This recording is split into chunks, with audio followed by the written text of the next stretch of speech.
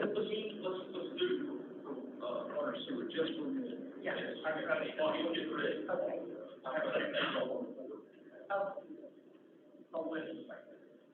We're on Zoom, and I think we're going to, make a few additional comments on water sewer before we move on to recreation. Okay, Mayor? Yes. David, can you come back? Come back here for a second. Thank you so much.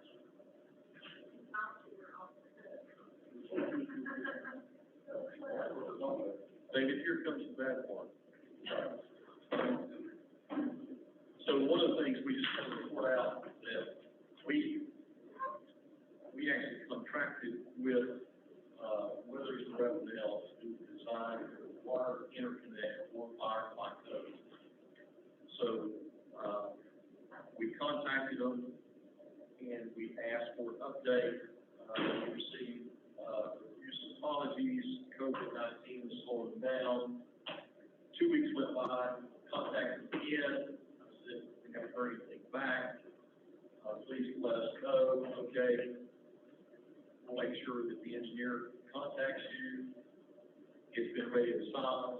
I just sent them another text, just to get some sort of firm commitment. And I said, if we can't get a firm commitment, we may have to reassign this to another engineer, period. So I've done that with Willie right now, so we expect to hear something back. We wanted to get that done this fiscal year because we've got the money budgeted to do it.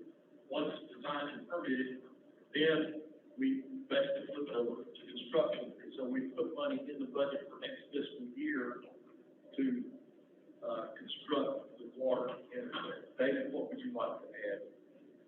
I just didn't want that left out. It wasn't mentioned a while ago. I thought that's what I mentioned to do. Just want everybody to know we're trying to move forward with that. That's a critical piece that really needs to happen. For this building, all along our lives, water systems, and that way forward as well. It's a really important for those systems. And that takes us out along the way if they happen. Because if something will happen on either end, with either system, we have to be a big problem. And just to give you, again, just a real quick comment on sludge. So, we basically have Novella doing the study of the plant for the sludge. From that study will be a recommendation regarding sludge removal. So, we have the money in the budget to take care of the actual sludge removal. Can I just get an update, since we're all right here, so many meetings happen and stuff happen and everything. Exactly where are we on rehabbing the manholes? I don't know if that's Kurt or, Yes, Kurt, why don't you? Okay. My interactions with Novella, where they're at, is they're leaning towards, or they're beginning to see the dust has settled, let's put it that way. And as the dust settles, the manholes seem to be part of the first project that occurs. Now, there's a lot involved in getting that to that point. You can't, when you use the Clean Water State revolving fund money, there are certain targets that you have, procedures that you have to go down. For example, if you had capital reserves to do a manhole, you could just immediately bid it and do it. But because it's tied to Clean Water State revolving fund, because it's the division of water infrastructure, then they have certain requirements. Not only that, they have this full of documents, construction documents, they have to put in the specs, for example. I mean, their paperwork is like this, it has to go in the engineer's specifications. So you can see that there's always requirements to go along with using the Clean Water State revolving fund money. Part of that's our $12.5 million loan. That's correct. And so as you do that, there are trigger points that enable you to reach in and use that pot of money, and one of them is to approve the ERID. What makes it, this particular project here, more complicated than any other project I've ever used Clean Water State revolving fund money in, is the fact that it's so enormous. You're replacing the recommendation from your ERDID is a recommendation to fix the whole enchilada, not just a piece of it. But you can't do the whole enchilada in one project.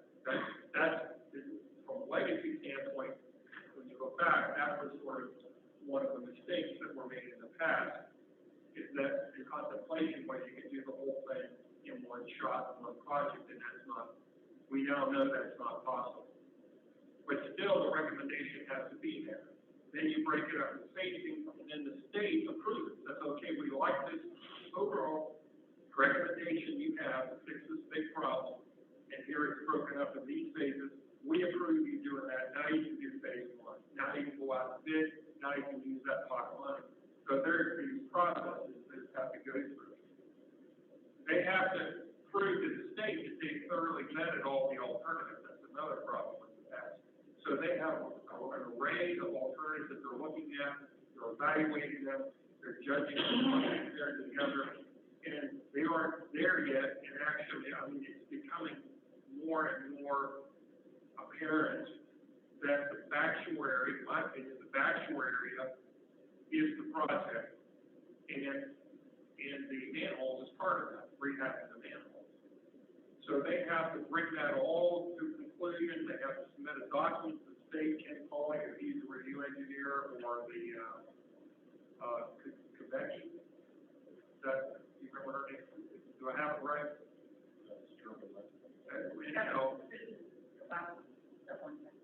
Yeah, there's another individual working with Ken that they have to approve it. So, I think the manholes will be done. I think the manholes is part of it. Now, exactly when we're gonna get to that point, that we've crossed all the T's and dotted the I's, so we can do that manhole rehab project. And, LaBelle is best to speak on the scheduling of that tonight. Is there any chance it can be started this I think so. this project? I think so. Could it be, David Shaker said no. I asked that question 2 weeks, with LaBelle. He's not, they, going to actually be on the ground this way. And his responsibility. Oh, okay. Is there anything we could do to make it happen this year? I'm just asking. That would be a question for Reese with LaBelle, because they're the one that has to jump through the hurdle. Naturally, there's stuff we could do, but we would have to fund it. We wouldn't be able to use the $12.5 million budget, because they don't have the approval for what that money is actually used for. Well, I wonder if there's any way, you know, under the circumstances, the dire need, the fact that it's sewer, the fact that a catastrophic event would be devastating to this town, if some street can be pulled or something can happen to get around some of the red tape and the bureaucracy and get something done. Kurt? It's worth having, I know prior to COVID, when we met back here, if you recall that meeting, the store was shut, it was pretty packed room in here. And DEQ was there. I think we have reached a milestone, everybody agreed that we have reached a milestone at that point. And, Landon Davidson said himself that he felt that those kind of meetings should happen on a regular basis.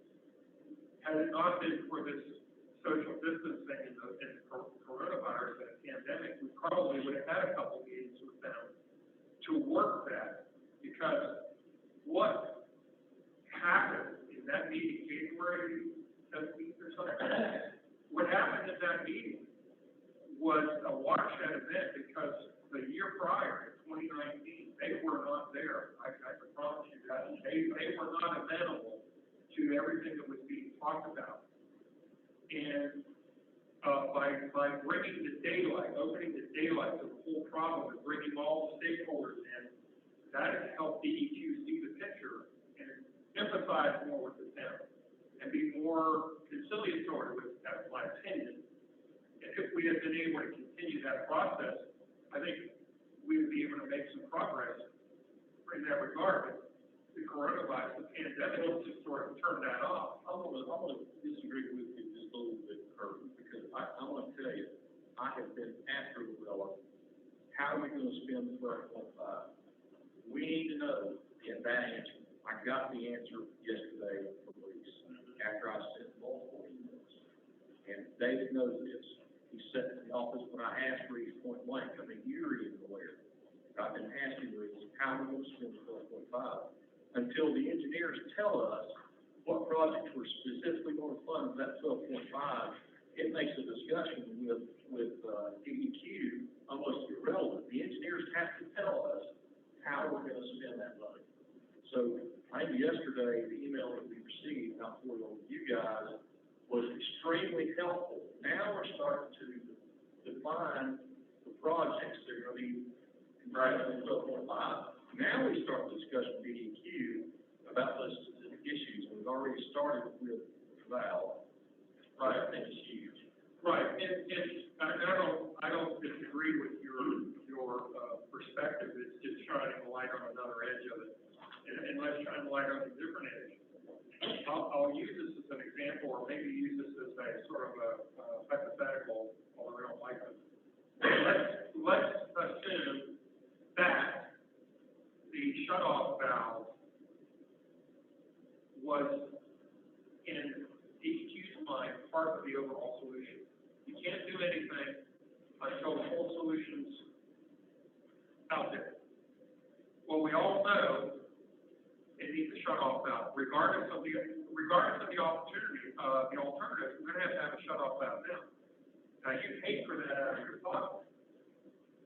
But to give you an idea, if you wanted to use the $12.5 million, they wouldn't let you put that valve in. Do you see it?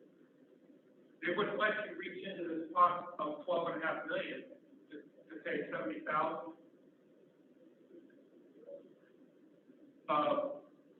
Because the overall complete alternative was not recommended, and that's part of it.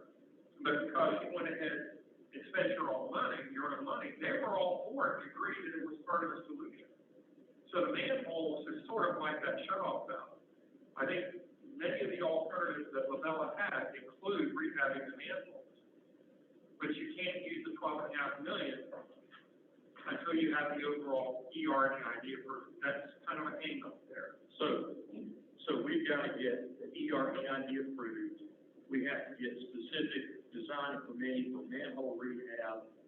We've got to get contractors lined up, and that means then we can pack the manhole, right, maybe in some phase, maybe it's not all of it, maybe it's part of it.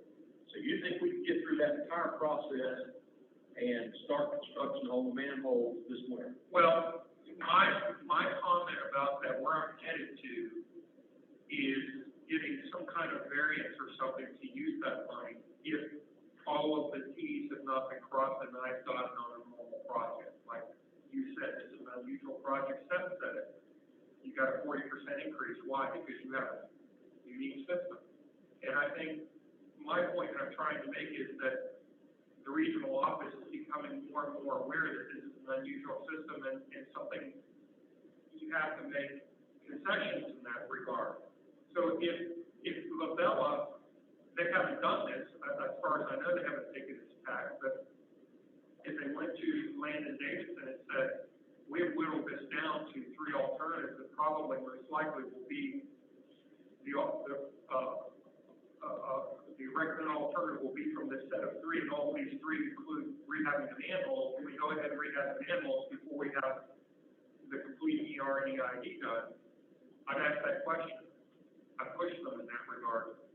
They might say no, but that's the only way you're going to be able to break it loose, is if you can do a project that's part of the ultimate solution. It's agreed upon that this is ultimately going to be in the approved ER and EID, and get on with it so you start this winter. It's not that far away. If we get all the approvals and everything we need to start construction this winter, how's that going to translate into what we have in reserve? And if we're having to write checks and wait on the reimbursement, we've got to have the money in reserve in the bank to pay for this, the design, the construction, everything. And we do all that now, and we upfront that money, and then we get the EREID approved, because you will not get refunded from that loan until you have the EREID approved. That's the current process that DWI and the regional office, everybody is going on that track. You have to have the EREID formally approved, then you define, then you bid, then you have a low bidder. Once you have a low bidder, then you can send in, the approval to authorize construction. Okay, we get through all that, and we've got, we let the bid, they start work, and we start getting invoices from the contractor next fiscal year. We've got to have the money to pay for all this work, because it's not part of the $180,000 we approved from Avella to do the EREID. We've already approved that. We gotta have the money, we gotta have the money in the bank to take care of all this next fiscal year. If we're gonna push to make sure these manholes get done, we gotta have the money in the bank. Well, a lot of them, how it's, normally we can, send in that invoice, we're to get reimbursed. Rather than waiting for the whole project to finish, and I'm not sure how that. Yeah, I know the previous project I worked on, when we were given the authorization to award contract to the contractor, that authorized you to sign the contract and the contractor to sign the construction contract. At that moment, you're on. You can send in your first request for reimbursement from DWI, and what's in there is all the engineering invoices, and then you have the expenditures out of pocket that the town had. It might be, advertisements or an attorney's fee or whatever. All that can be bundled up, sent in, and you'll get reimbursement within a couple weeks. And then you send in the pay request every month. Every month is a chain reaction.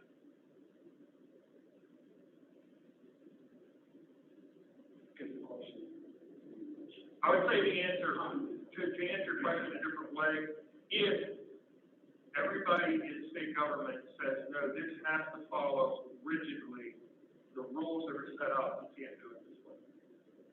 That's the other way to answer it. What about bridge loan?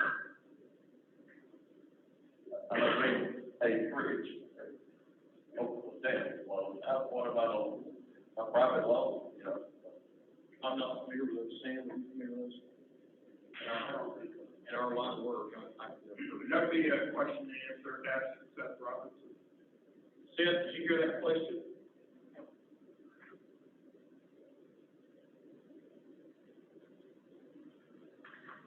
Sorry, I have to unmute everywhere. I could not hear the question. Could you repeat it? Seth John Kilby, is there a possibility the town could get a bridge loan or a private loan, to get started this winter, if we can get to the approval point other than just the money to start rehabbing the manhole project?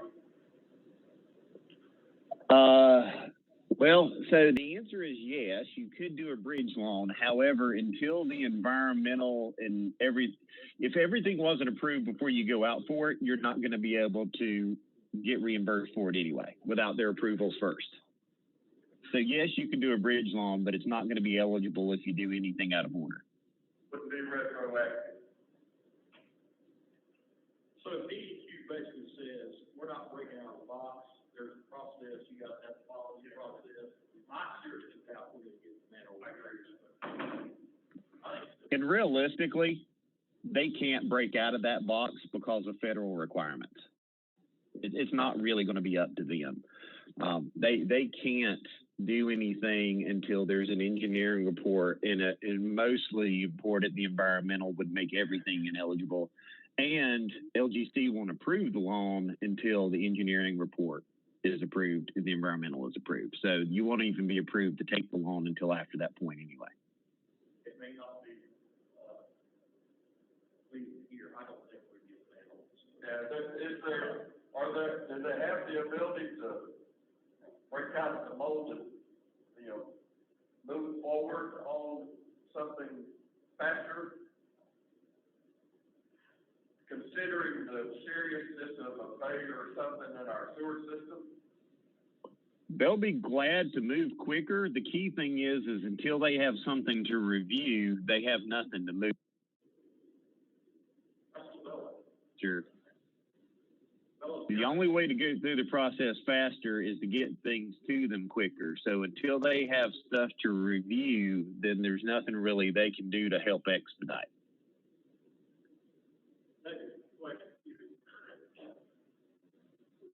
Bring the light down this year, is it just some temporary patching things that we can do around some of these, manholes? Well, it's for a few manholes that we can go in and make some minor, repairs and stuff too, that will get us on. The thing we didn't want to do is sink a ton of money in something that's going to be redone anyway. But yes, when the light comes down that week or 2 weeks, whatever it is, I'm planning on us to be out there in-house, and do the full repair, we can do this minor stuff. But we can cut down on the water something. Sometimes, it doesn't take much of a hole to let a lot of water. That's exactly right. And we've actually got a list of the manholes right now that are actually on water. We might do it. Okay, so you already have a good grip on which ones need. I do, and we'll continue tomorrow to watch it, unless something drastic happens, we should be able to get by this way. Yeah, just a patch that, with the anticipation of it lasting a year, is big help. Seth, anything else you'd like to add? No, I don't think there's anything else right off to add regarding that. It's really, their biggest kick is going to be the environmental and getting through that to make sure that it's eligible, and that's their requirement from EPA. So the quicker that process can go, and generally if you'll sit down and talk to them and try to get them to expedite and talk about a schedule that you can meet, they'll generally do that. But once again, it's easier to have that discussion when you have something to give them first. Sam, right now, what's our projected, fund balance at the end of this fiscal year for water and sewer?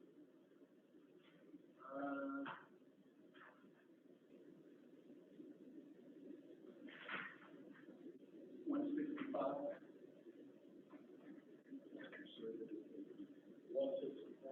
165 is what we're projecting to have at the end of this fiscal year for water and sewer.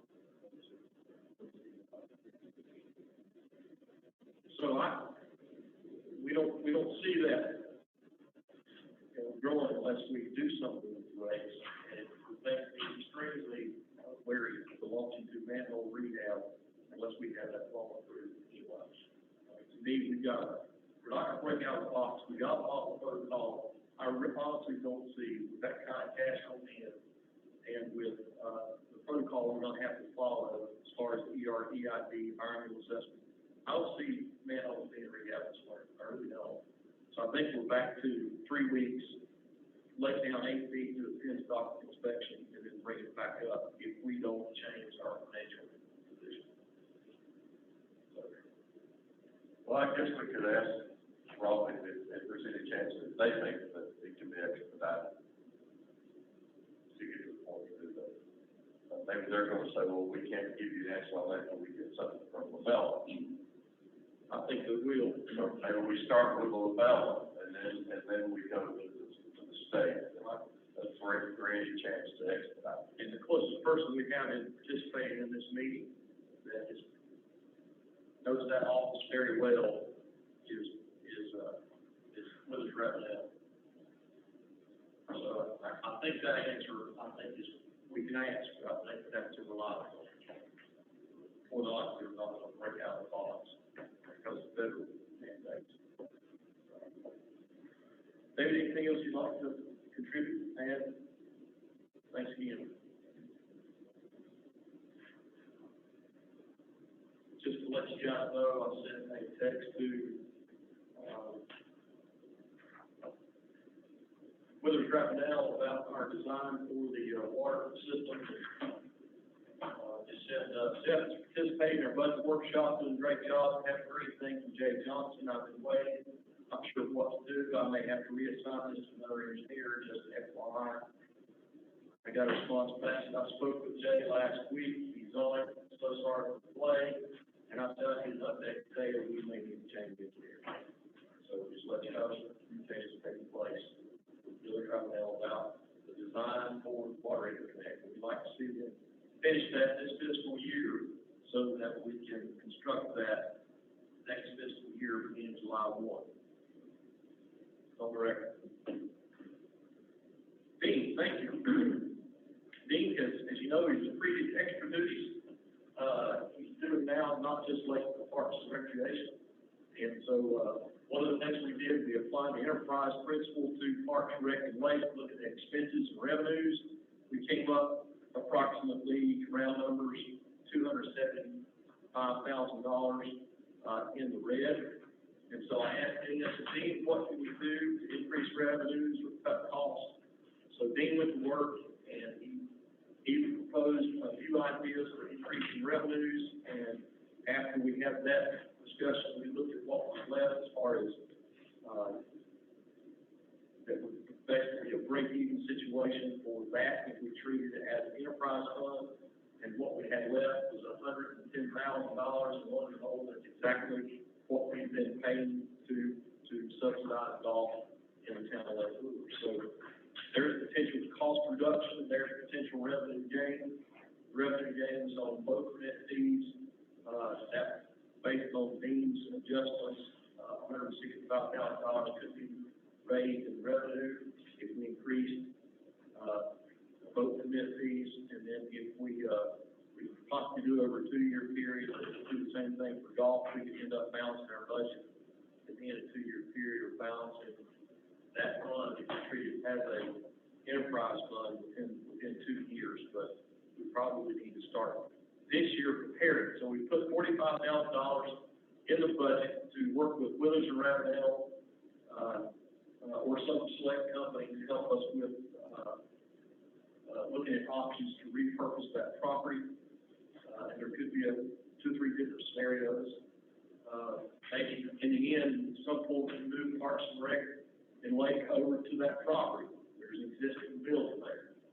Maybe part of that property could be sold or redeveloped or developed for some other use. Maybe it's another recreation use, but we have to look at cost for that too, compare that to where we are today. Another option possibly could be to go back to the current concessionaire and saying, we're cutting your subsidy out, period. It's up to you after 2 years. We were on a schedule at one time to reduce the subsidy, and I think it was last year, before last, we agreed to give, I think it was a 3-year extension, and continue that $100,000 subsidy. We've got 2 years left in that contract with the current concessionaire. So we've got time to transition if we start that process now. It may be too soon. It may be that we wait another year before we start the process. That would save us a little bit on contracting with the professional to help us pull that together. But we've got it in the budget this year to start the process. We've met with Bill Nick. We didn't mince words. We made it very clear.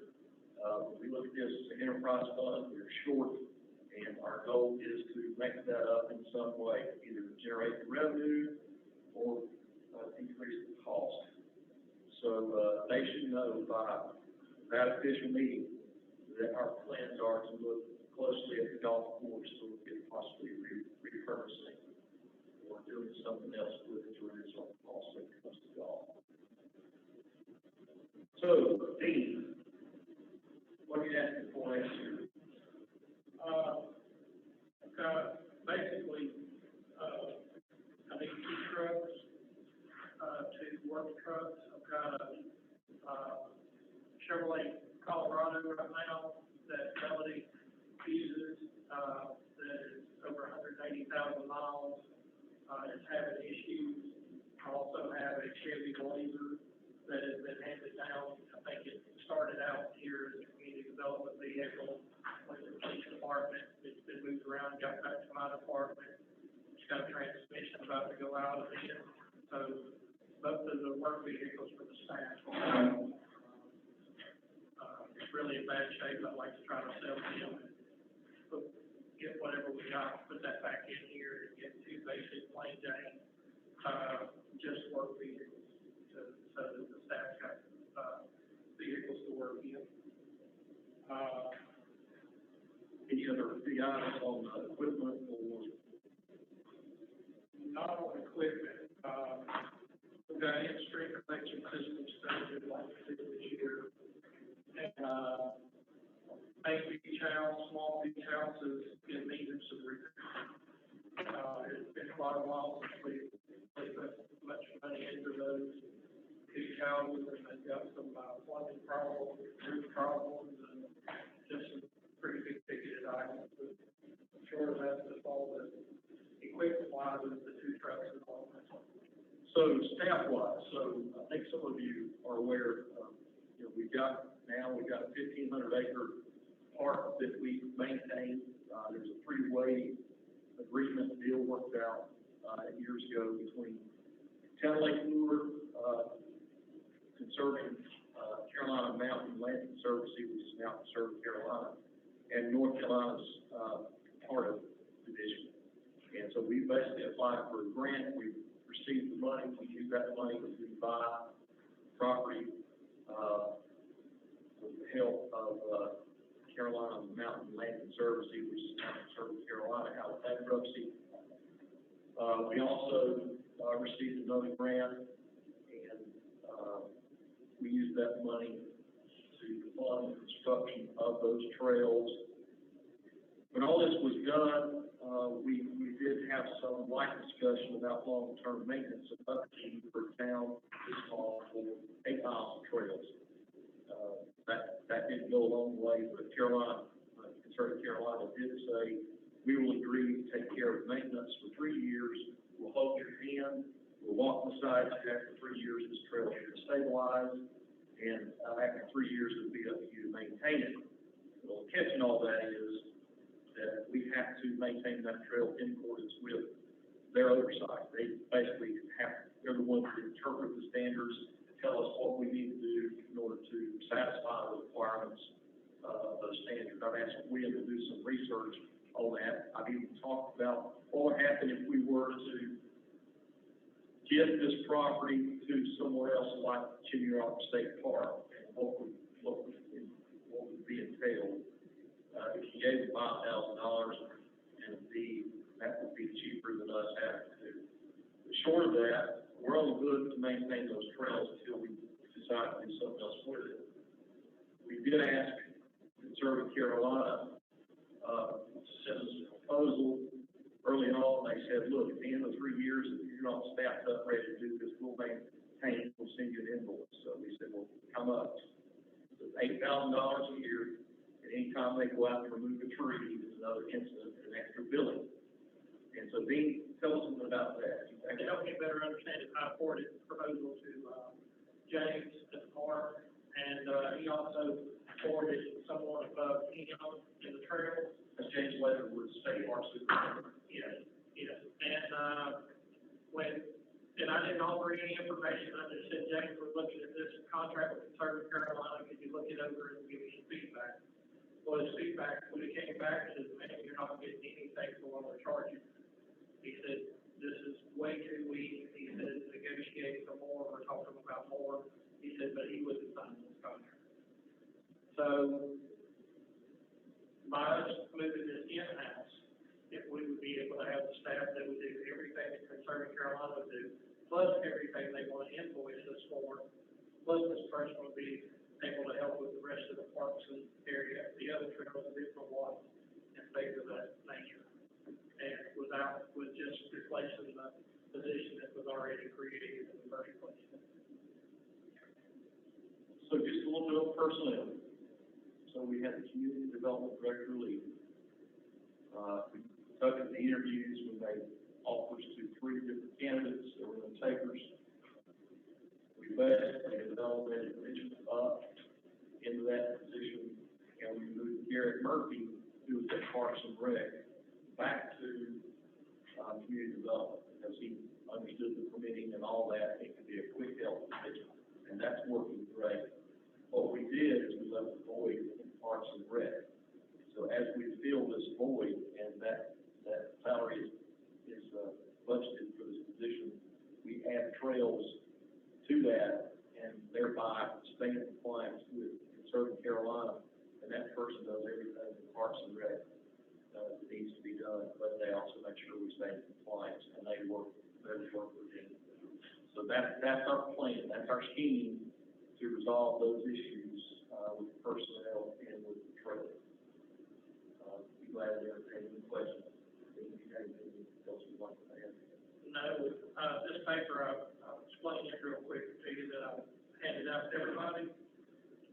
The numbers on the far right are things that I wrote as notes that will put this page back to its original,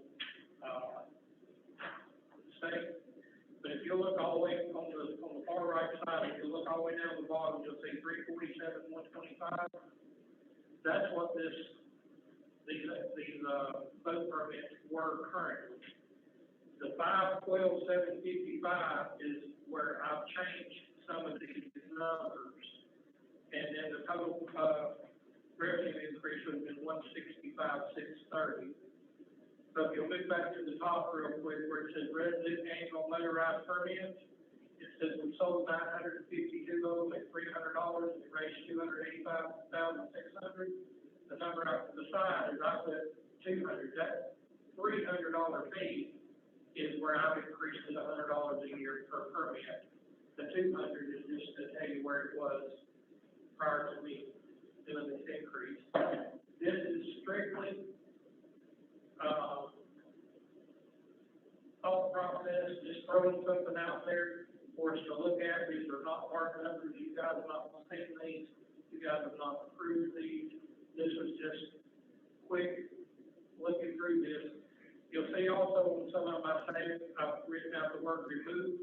You know, when you're selling only 9 permits, you know, is it worth us printing the vinyl for those, or is it worth them to buy another permit, for the model? And you'll see a few of those, removes down through there. And, so that's about where I'm at. Do you have any questions with that? I mean, this is something that the LAB can look at prior to. This is something that will come before you as the Marine Commission. But if we did these permit increases or anything, this is something that wouldn't take place till January 1, 2020, because that's when the new permits would be sold. But these are just some ideas that I was playing with to try to get to balance the, parks regulation. They just making sure I understand, you've got 200 was there at the top one here. It was over to the right, 200 is what it is now, and you, illustrated going up to 300. Yes. Right, and on, like the first non-row and manual motorized is 80 now. Yes, proposing, not proposing, but illustrating going to 550. No, I'm proposing to go, actually, that one's not a dollar amount, no, that's, the number. We sell 80 of those a year at 550. I'm proposing raising that number to 120. Okay, well, That's the only one on there that's actually showing how many we sold, and the rest of them are dollar figures, but that one there, we only sell 80, non-resident annual boat permits a year. yeah. And I'm proposing to raise that to 120. Well, would it be possible, does this give us, for us to give this a good look?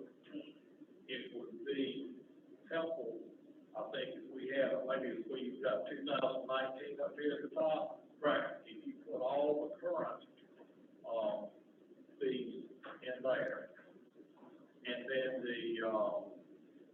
leave the number of permits sold, and then maybe do a column for increase, Right. not on the decrease in, Right. No, I don't want to yeah, decrease it. and just make it a little easier to read. Right. And, just a quick look at this, it looks like, just me personally, I would be more inclined to bump up some of the non-resident fees than I would the run-under fees that already get, hit a lot. So, at any rate, it would give us a, it would make it easier for us to have that discussion. Right, right. Everybody, I guess, anybody who wanted to could, manipulate it and say, well, if we do this, this is where we end up. Right. And that was the whole theme for this, what you see here, to be doing on the napkin. Right. When we're doing quick and fast numbers, I was just throwing things that seem to be obvious, that would be things to look at, but by no means is this, what's being presented. And I can build you the spreadsheet so that you can look at each column and just kind of see which direction it goes. I can also make that column where it's mathematics, so you can play with it and just. It doesn't have to be a lot more, complicated, than this. I don't even, if you want to do a spreadsheet, great, but that's not what I'm asking for. It's just a list of where they are now, a list of, well, we could get a list of where they are, what they are now, that anybody could answer, and how many of each one of them there are. Right. And if you think that's gonna change, and what you want to eliminate, then that'll give us, everybody a starting point to, you know, sit and play with it. Okay. That'll make sense to you guys? I would ask that, so the number that we're shooting for is 165, that thousand, that's what we want to increase the fees to. Would it make sense that we give that to the Lake Advisory Board and say, we have a shortfall, 165, what's your recommendation? Wouldn't the LID be the first, folks to take a look to see what these would come out to before we take a look at it? Yeah, I would rather not, and this is the sixth part, or it's a city decision policy, but I would rather not give them a mandate that we've got a number we've got to come up to. But say, you know, this is the goal of ours to come up to this number, we would like to, how much of it do you think we could maybe get from this one source? How would you modify it to, within reason? Okay, yeah. I mean, if you give them a number, that gives them something to shoot for. Yeah. You know, I don't know. I kind of differ with that. I think giving them a number to work towards, you know, gives them a clear objective of what we're looking at. But I get your point. If you just were to do some sort of natural progression, this is the number we could come up with. Or maybe say, okay, this is number, how would you get this number? Yeah. And we decide, okay, well, that's too much for whichever line. Right. Then we could add back. Oh, absolutely. I'm just saying to have the advisory board give us a recommendation of how they would achieve that. Yeah, if this is how we're going, how would you do it? Right. Yeah. You're the property owners, you have a sense of what's going on in town, what do you come up with, and then we'll take a look at it. So that'll be a grassroots coming to a course. Dean already has a framework that he can help guide that. Let's see what the recommendation looks like, and if it makes sense to us before we do that. That's not like you can do a program. Perfectly unique. I'll leave the LAB the first Monday in June. It's the first Monday in June, we'll have the meeting to them with $165,000 target. That's a target, and we'll continue to build the park up. And let's come up with more, and you have it. Yeah. Right. Right. If they want to hit the target twice, that would be. Now, just so you know, on this, no, there's not a vacation, the commercial. Commercial, you let them alone, right? And the cost of the commercial slips, you left alone with the set value that we have right now. So they have a couple of more levers that they can be like, To have that in, you know, in the format that you, whatever you give them, so they can play with all marina slips, yeah. And I think you told us that we aren't really picking up that many new permits off the, marina slips, because so many of them who are taking those new slips for people who already had the permits for the trailer. Right. Okay. That'll be a factor. Yeah. And, to move on if we make considerations about the golf course, what we're gonna do long term there, a number that we need to look at is what it would cost to maintain that golf course, just maintain it. If it wasn't a golf course, if we changed it into walking trails or something else out there, or maybe kept just foot golf and, frisbee thing they do. Where there's there's a golf associated with that, and you might be able to get some information on that from, Flatwater. They'll say have a 9-hole golf course if they do the same. Yeah. So if we were to, one scenario, if we moved Parks and Rec out there and we kept up foot golf and they just need to maintain the course and collect the fees, they could do that. Yeah. So that's one scenario. How much would that cost us? Okay. Is there anything else for Parks and Rec you want them to look at or explore?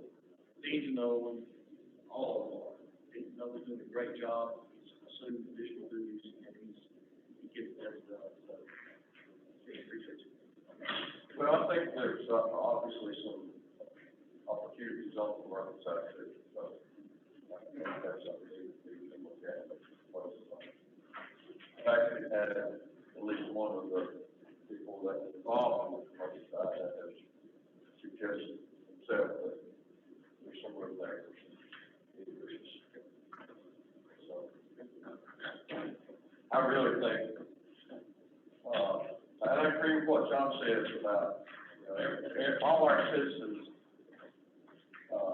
benefit in some way from the lake, even if they're not lakefront, even if they don't have a boat. There's still some advantage there, so I don't want us to get into a situation where we're expecting just the boat owners to share. I think it's worth $300 a year to be able to have a boat on this lake and enjoy it, and we're paying $2 now. But I don't want us just to focus that burden on the boat owners. And I think we need more emphasis on the market to put in some values too. Okay. So the one thing I would just add to follow why we're trying to do this, we're trying to cite it. So the current budget, and without changing anything, the current budget still drains about $325K out of the capital reserve to augment the balance of the budget for this year. What we're trying to do with make it self-sustaining in lake operation structure. So I just don't want to lose sight of why we want to increase the fees and make it revenue neutral in lake operations. So if you're looking at that particular fund, and this is just a little bit of information. That's deciding how to do the Tax rate right now is at 0.36. And so we were looking at basically, what last year we talked about revenue neutral, we didn't come in at revenue neutral, we came in a little bit less in revenue. I even said this last year when we were meetings, one of the things we didn't have clear last year were targets. We didn't have engineering done, we didn't have, so for whatever reason, we chose to keep the tax rate the same, although the property value dropped a little bit.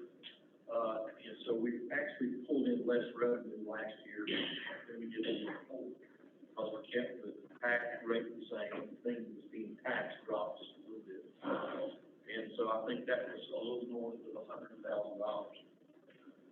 If you were to throw that back in this year, to the 0.36, I think it's what, 0.17, would take us a little more, just 0.0 to 0.77. If you added that to the 0.36, that would bring things back to kind of where they were as far as the prior year, as far as revenue goes. So then, you add the 0.017 to 0.36, that's kind of really from where we ought to be. That's a good starting point. It's about $140,000. It's about $140,000. So that's not a huge jump over 0.36, but that gets you, To where we were prior to the reassessment. 0.377 is what that represents.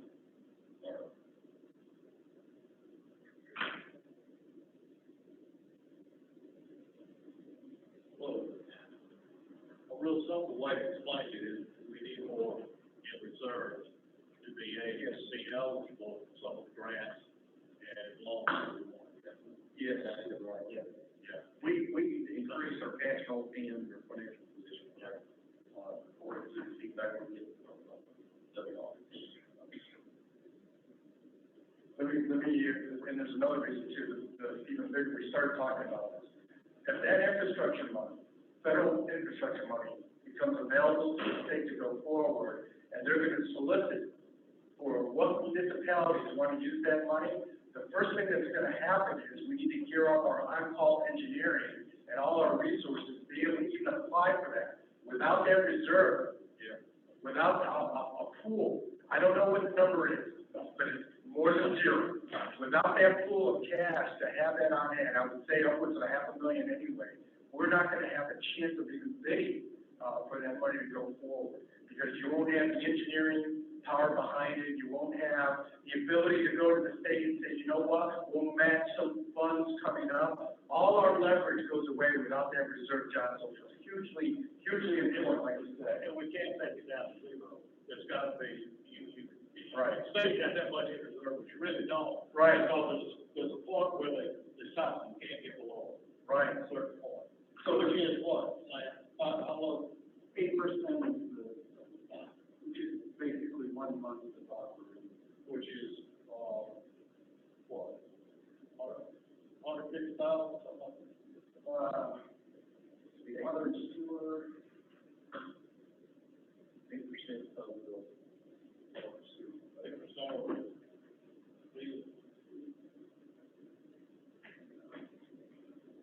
I think when Sam's looking that up, the other thing, I think, another perspective is we were able to grab some of the, American redevelopment dollars and all the bond funds, because we basically had a project, with very little, it was a pipe cracking project.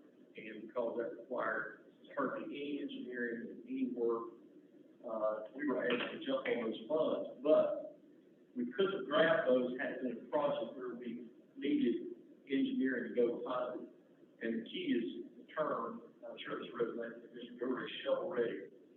Shovel ready means you've got your engineering done, you've got the permits ready, you are ready to go.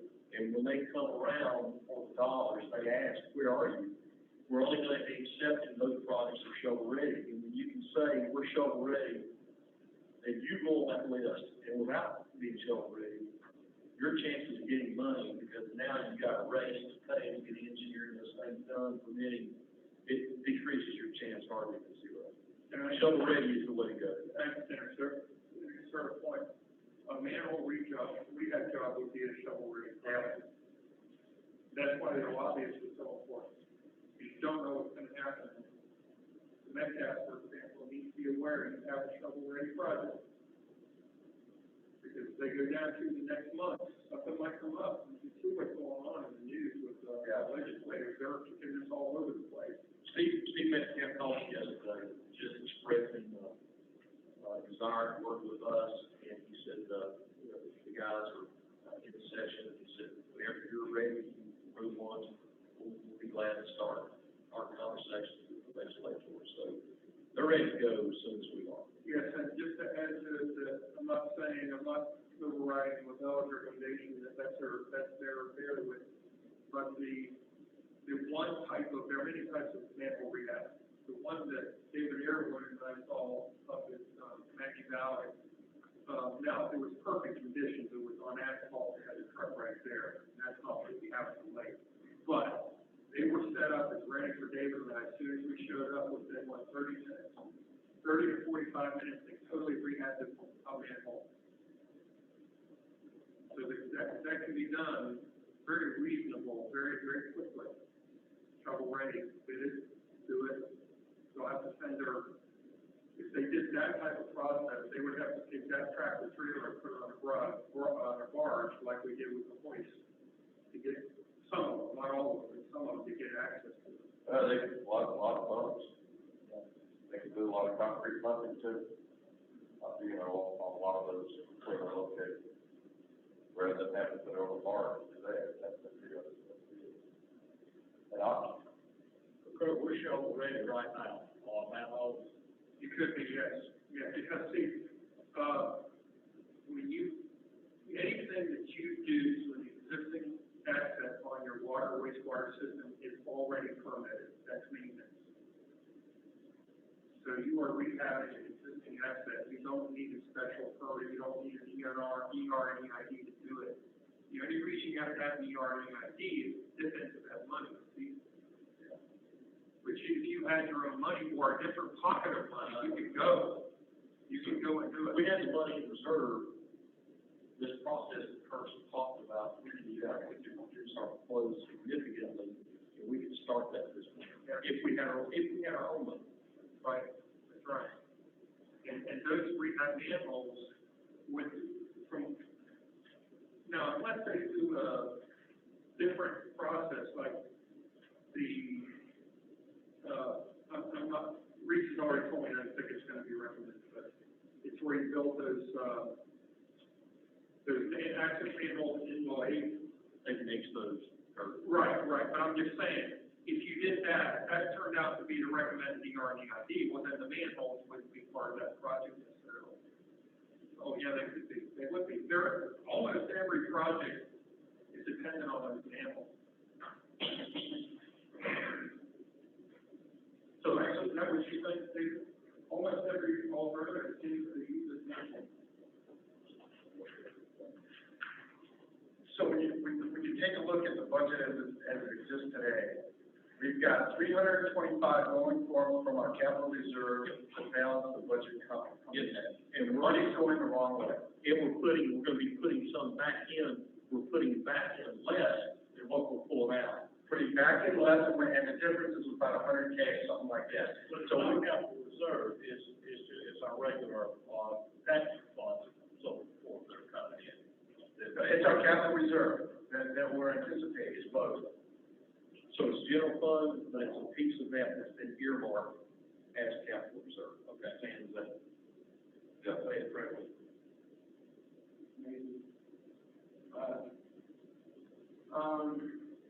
So our capital reserve, separated,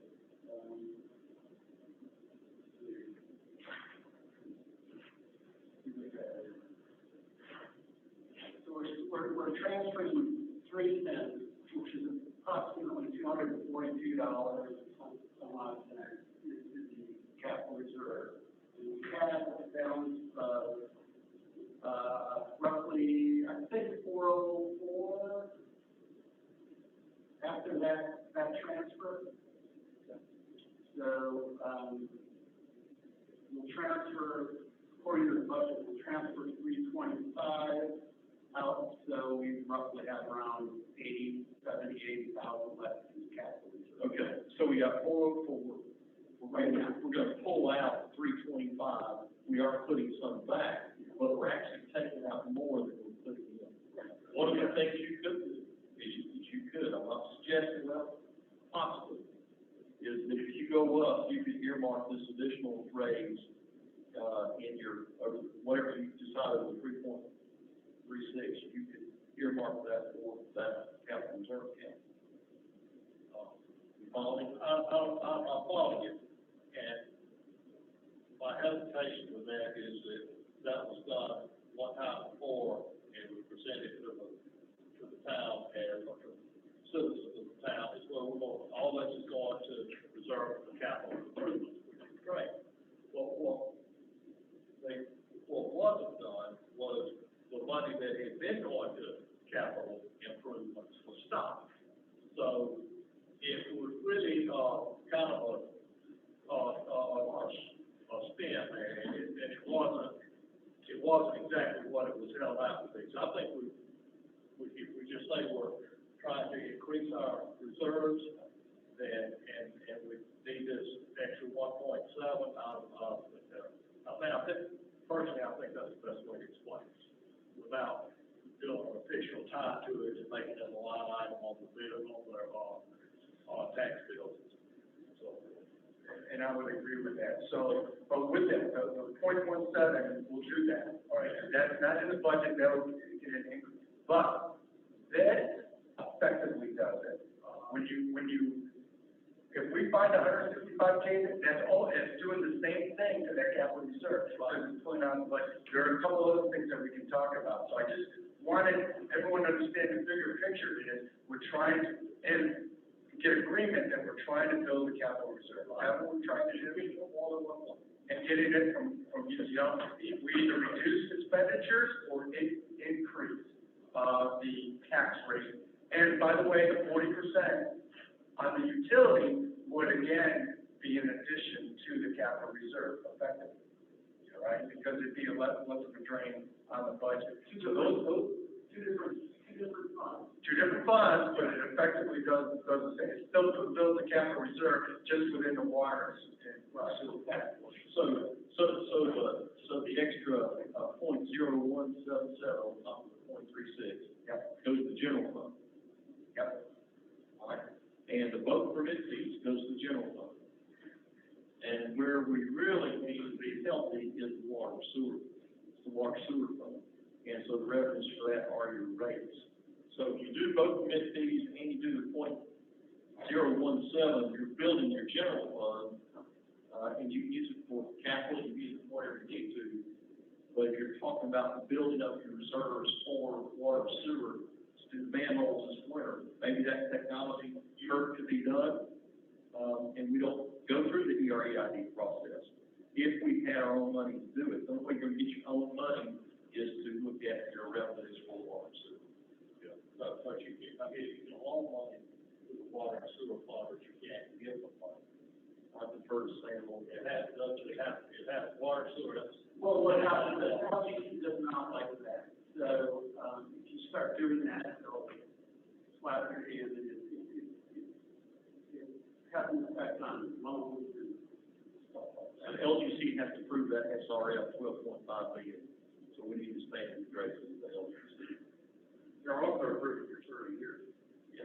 Yeah. But we don't, even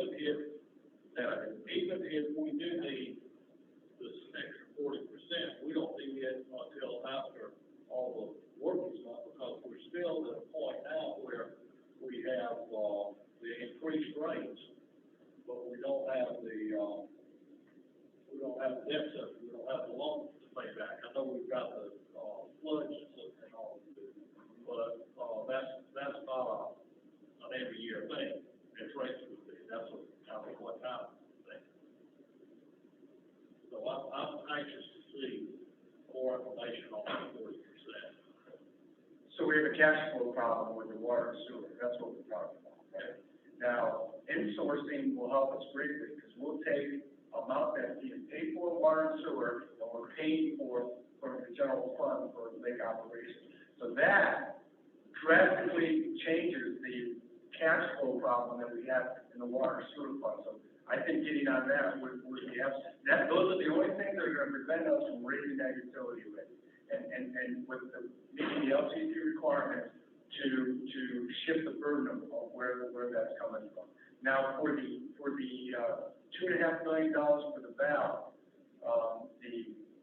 we're calling the sewer access valve, okay? That one's a little bit, we're talking at this point, it's really interesting. We're making the argument, and it's a true argument, that we need that valve in order to do the water and sewer. Which is totally justified. So that's going to be coming out of the 12.5 million. But it has more benefits than just the water and sewer backshore area, because it's also an emergency valve. So it'd be really interesting to make sure that we take a look at what the draw is on that 12.5 million, what we're going after that, and how we're going to pay for it out of the water and sewer system. I think we come from a well, and you get, it benefits in more than one place. I'm saying, if we needed to, I don't know, if we needed to, could we pay for part of the valve with money other than, the water? It's a damn project. Yeah. It's a damn project. Yeah. So we could kind of determine our own percentage if we needed to, kind of stipulate where funds were going, right? So the idea is, for instance, if you were to, say you were to raise your ad valorem enough to pay for part of that valve, yes.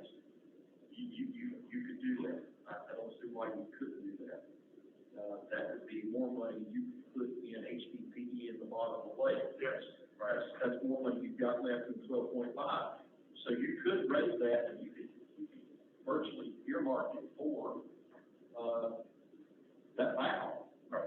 You know, this year we're raising the tax rate to do this, and this is what we're gonna do, and you're gonna see it this time. With another benefit, you don't need the engineering report to be done prior to using general funds to do that, just go to the line and have it. That's a novel deal, we're working on a proposal right now. Right. That's a very interesting point. If you make the sewer valve part of the sewer job, you have to have an ER and EID done in order to pay for it. Right. If it's a dam project, you release it to the whole. Except for one point, though, the environmental impact. That's a good point. Yes. So you still have to do that. Right. But the big picture, and so that lays the groundwork, but John, to your point, which is we need to build that reserve in the general fund to give us enough flexibility to be able to manipulate the system and help with the cash flow problem we have in water and sewer. Right now, the current budget does not do that. So we need to find more innovative ways, more tools, if we can pull it out of the budget today, to try to get that, instead of having 200K going this way to balance the budget, we need it to be going the other way. I agree. And, you know, having big cash reserve just takes care of so many problems. And we don't, we don't right now. Okay. So I don't know that I would call it a kick the can down the road budget, but it's certainly just straight by, do we have clear targets? Right. And these workshops develop targets, and we have targets that you're more comfortable raising rates to hit those targets. So we're developing clear targets when we have these workshops.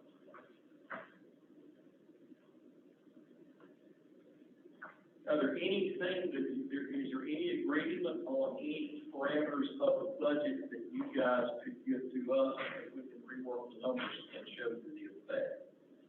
I don't know that I've heard clear agreement, there's agreement on principle, but I don't know that I've heard clear agreement on number. If there is a number that you find consensus on around, we can put that in the budget.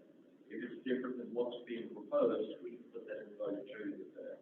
Is everybody okay with the 1.7? That, increase put us back, make up for the stuff we did last year? 0.017. I think you're minimum. I like that number, because there's more to discuss. There's more areas of the budget we. That might happen at the final dollar. Well, I think, John, to your point, is what final reserve, the point was that's part of it, the real question is, what is that reserve that we want? Right now, it's 70K, and our capital reserve at the end of the year. What do we need that number to be?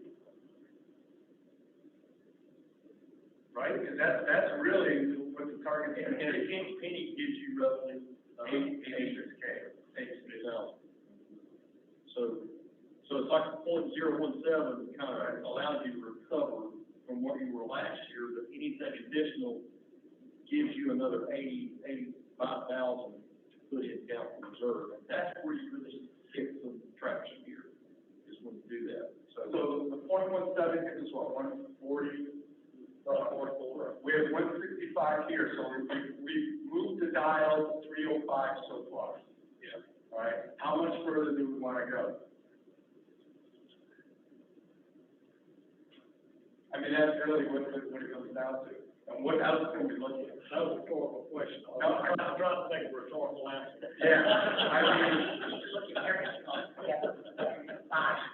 what you just done. I think We need to look at, so we're talking about, we have to decrease expenses or increase revenues, we need to do both. So when we look at all these things together, I think we'll have a better idea of, number one, how much we need in our reserve fund, but how are all these other things affecting it, and the last decision we made is how much we need to increase the taxes. I think everybody generally agrees 0.17. That's just getting us whole, that's where we were. But when we find out these other things out there, that's what I hear, the LAB comes up with $250,000.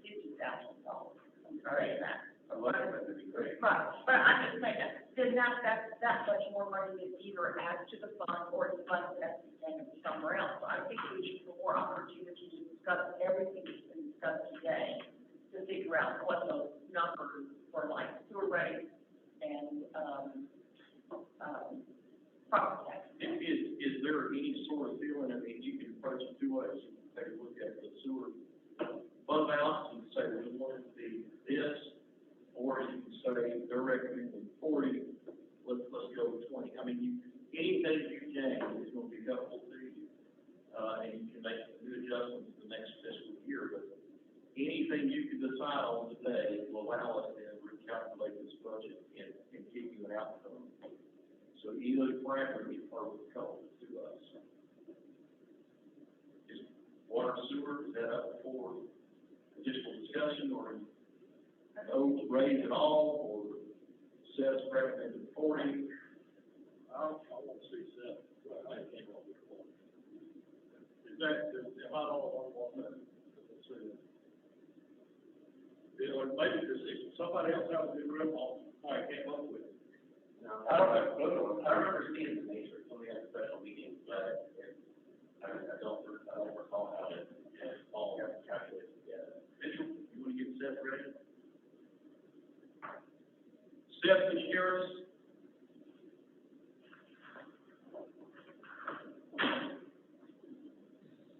I heard basically none of that. Okay. Well, I think what we would like to do, just take a bathroom break. But what we'd like to do, maybe when you return, is have you give us see if you can give us a little more information on the reasons for the 40% increase in water and sewer one more time, and maybe this time give us a little more detail in about 2 minutes. Okay, we can do that.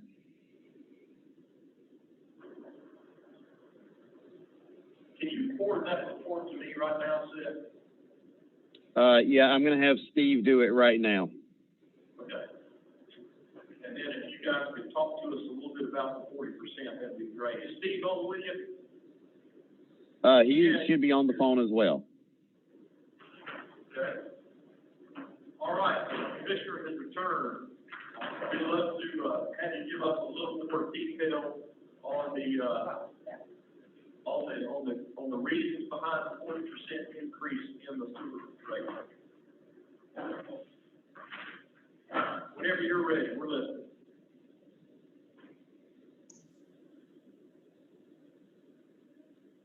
This is Steve. All right, okay. Steve, are you sending the PDF to Shannon? Yeah, just 1 second. Okay.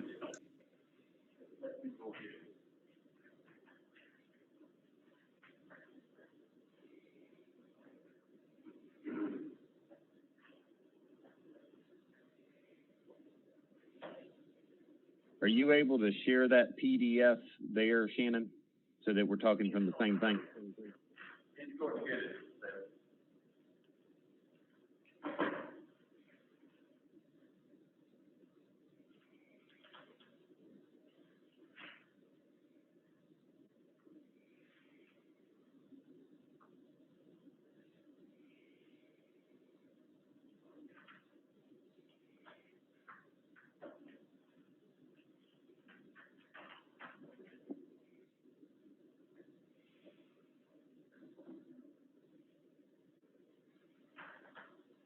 How much are we collecting right now on water and sewer? I'm sorry. Okay, is that for me? No, that was Sam. Okay, sorry.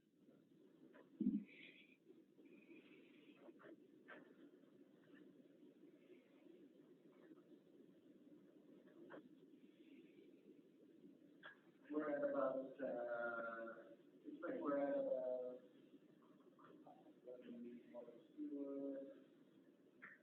I believe we're at around 86%. I'm trying to figure out if we got one more building.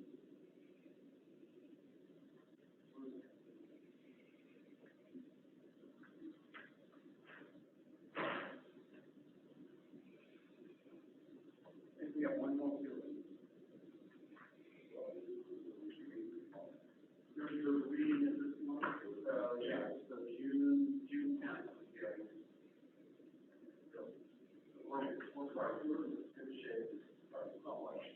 how much do we, over a 12-month period, do we bring in from water and sewer? 1.2. Okay, the PDF's been sent. Right, so, And the PDF will be the cash flow for the water and sewer fund. look for another $500 million a year. What I'm looking for is where's that extra $500 million a year gonna go? No, we can go right there. Okay. That's already covered by the last.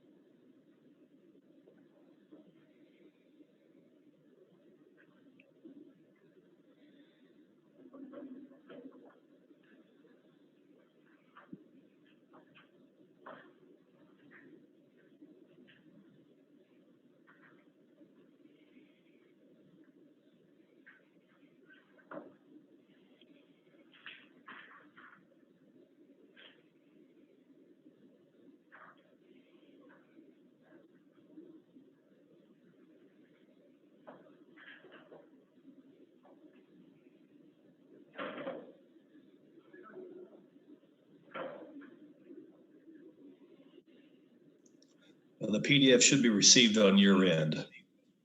Please confirm. Dick Shannon has gone up to the front office to get it.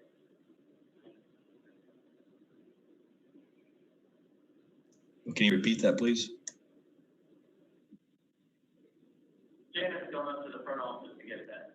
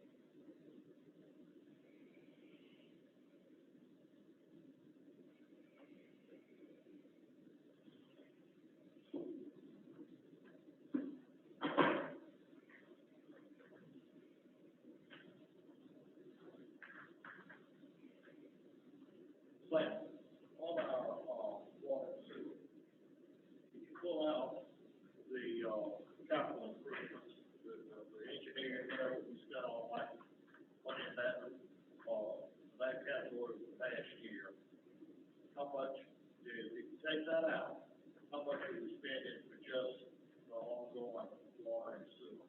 So you want to hold the capital out, is that what you're asking? Yeah, you cool with it, you cool with it. It's 206 in capital right here, is what. We spent $206,000.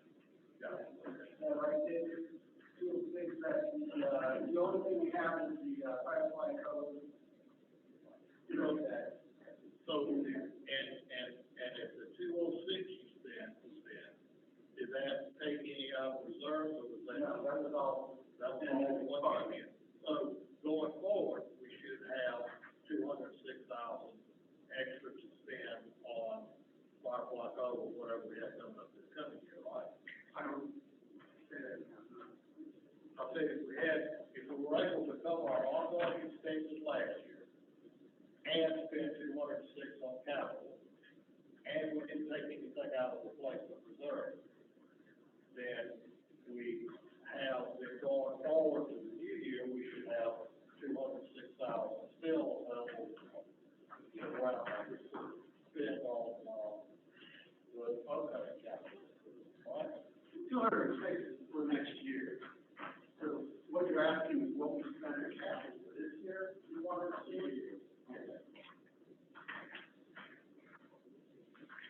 John, the answer to your question is, without the 206, normal operating cost, 611,500 plus 198,940, so it's about an order of magnitude of about 800K out of the 1.2 million. Okay, so that leaves about, which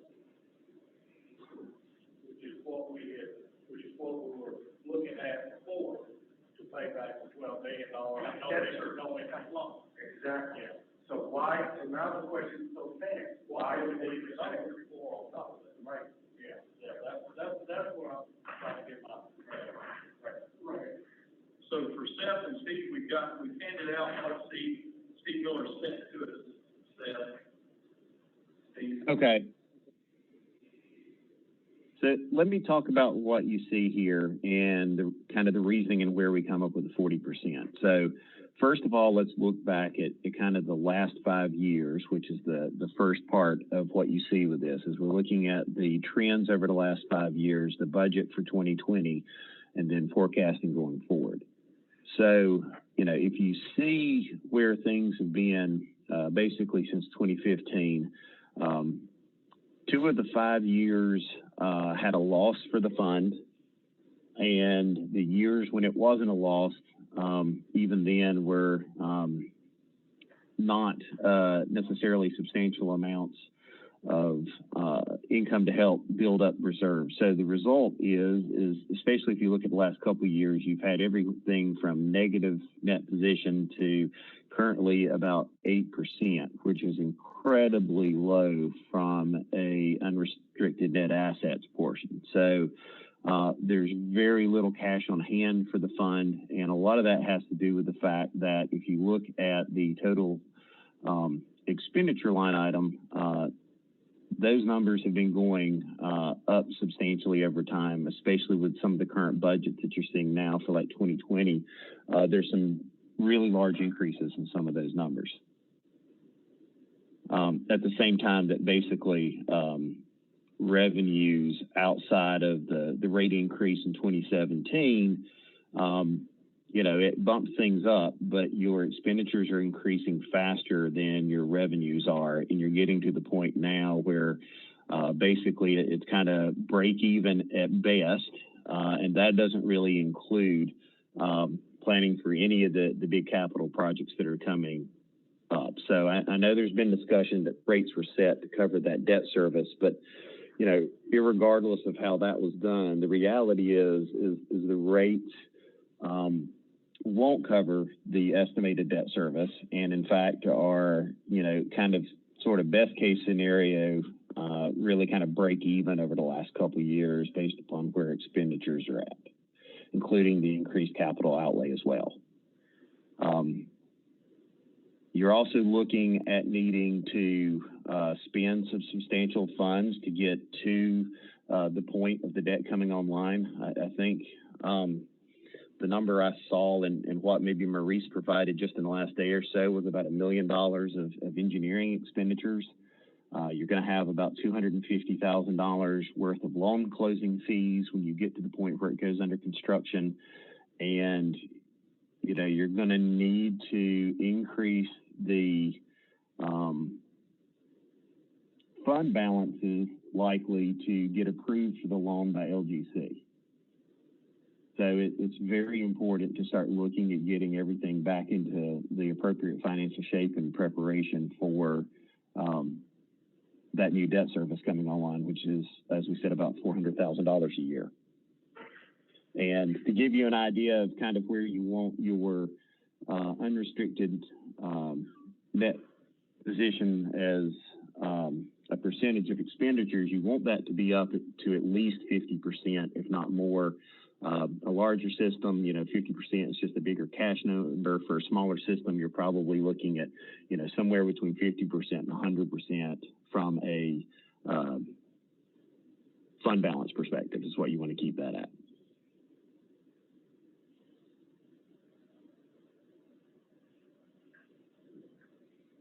okay, so I think I asked a question, basically where the extra 400,000 is going is into the, fund balance, right?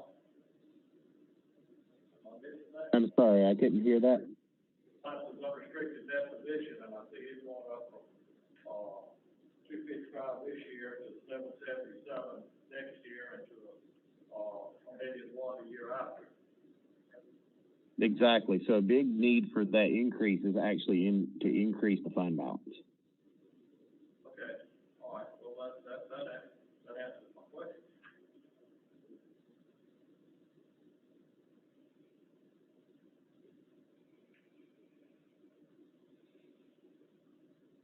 Which really translates in our ability to pay for as we go, those things get reimbursed. It really keeps us from getting into a bind with cash flow in the future. And we're gonna have things shovel ready. It means you gotta front load some things before you get even run back. If we're looking for a grant from Washington overall, because it's a very important part of the process.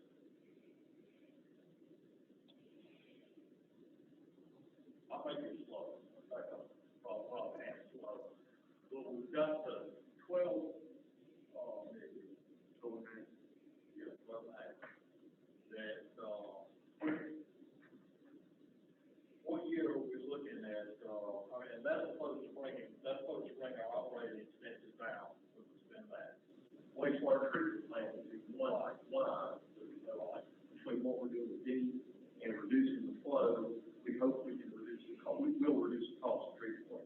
We don't know that. I think at a minimum, we're gonna save $100,000 between fires and chemicals. I think we're gonna at least save $100,000. Well, the rest of you guys, y'all prepared to raise, water sewer rates 40%? But the other thing, guys, is to understand, everything you said is correct, there's another good point in here too, if you take a look at it. He's got, that appropriately has a phase 2 hit in 2024, he's got us doing a 20% increase there. This 40% up front now is really prepping and having enough capital, working capital in order for that second one to hit. If we didn't do the 40, by the time that phase 2 hit, which makes the debt service go from 400K to 1.2 a year, then that makes that jump there even greater than the 20% you got earmarked. The 40% does a little bit of front loading on even for phase 2, and it's worth mentioning that it does that too. The other thing that we talked about, now that's all predicated on the total cost being $38 million, that being the six. Yeah. Broken down into 3 phases. The other thing that Seth has mentioned, and Seth we probably ought to mention it now, is that possibly you can push that second phase out a little further if you needed to. And that's you raise that possibility, Seth. Yeah, so while I know obviously at a budget we're looking at 1 year, but over in the financial plan, we're looking at the full 10 years. And any changes in any of those subsequent phases impacts everything before that as well. So if the second phase were to move out further, the third phase were to move out further, then that makes a difference on what all the projected rates are kind of leading up to that, because they all build on one another ultimately to get you in the position for the next piece to come online. One of the things we could justify pushing phase 2 out further would be if we were to use money out of general fund to take care of the valve of the dam, that has multiple impacts on different types of infrastructure. We're using general fund revenue to deal with an issue. That, in other words, we save $2.5 million out of the 12.5. That extra money we can put into HDPE, which means we could justify pushing that phase out a little more phase 2, if you follow. Now, the one thing I'll say about that is with moving the cost for the dam into the general fund without changing tax rates for the general fund, it doesn't have the money to fund any of the dam work right now. Well, it's a whole lot easier to raise the village rate a little bit is to raise the water sewer on a bill by half. Right. Yes. Right. It's a benefit, you're affecting, you're only affecting about 2/3 of the population of Lake Lure with water and sewer fund, right? Because they're the only ones, there's a lot of folks on septic or whatever. If you go to the general fund, you have the benefit of a bigger pool of people that you're trying. Yes. That brings up another point that I hope is figured in here, is we do this new system. We're supposed to, well, we know we'll be getting more customers around the lake because we're going, the idea was to require people who are waterfront to talk. Is that figured into this? So I don't think that the new users are figured in because, Seth, this is some of your expertise. So DWI and SRF will give you money to repair what you got, but they're not loaning you money to pick up additional customers. If we run a line in such a way that we can pick up additional customers as a result of the work, that's acceptable. Seth, did I say anything that's not correct? Well, they will pay for you to bring on new customers on the sewer side, not on the water side, because of the different funding source. But generally, they're not competitive projects, and they're not going to get principal forgiveness, and they're not going to get 0% interest or any of those other benefits. So, I mean, it's possible, but given the demand they've got right now, it's probably very unlikely that would be funded.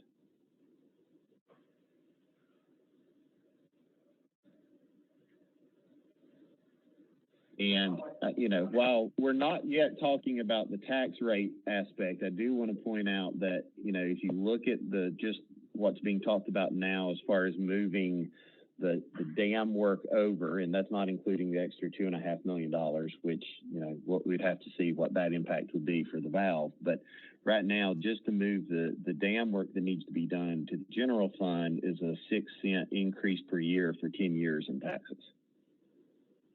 Which we know we're not going to do. I mean, the town rate will work next year.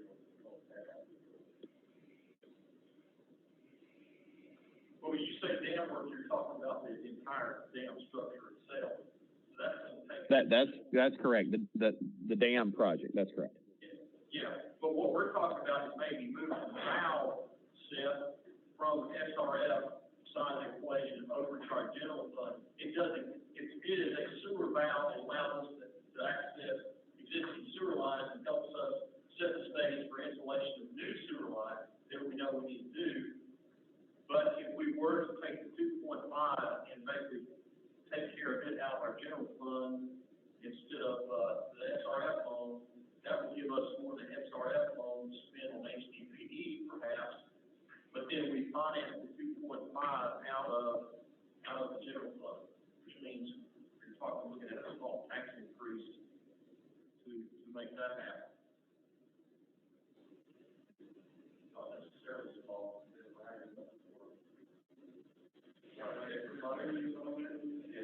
Okay.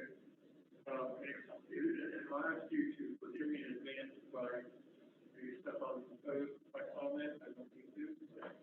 Have you seen the email from Shannon to you all, dated Monday, May 11th at 3:15 in the afternoon, as a regurgitation of what Seth has sent with the comparison charts? Have you seen that? Have you all seen that? Yeah. This is the ad valorem rate comparison. This was presented in the workshop meeting, I believe. Yes. Okay. I don't know if you can see the black arrow? Not just walk around. This is just one of the comparison charts. That's where Lake Lure is.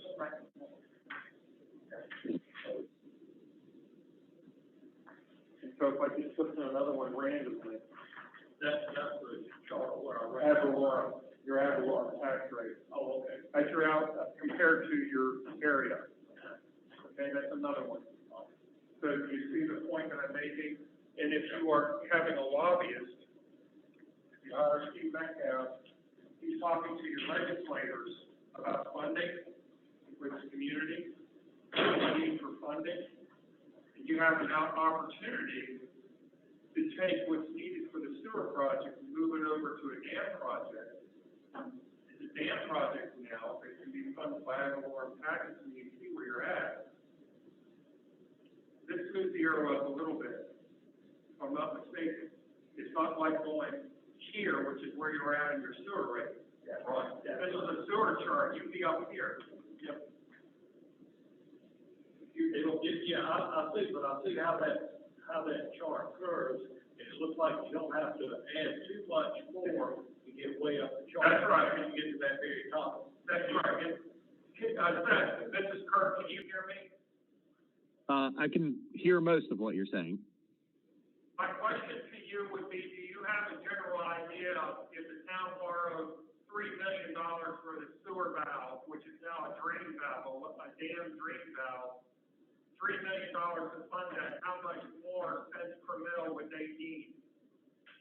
Avalon taxes, they're at 0.26. Do you have a feel for that? Can you do a calculation?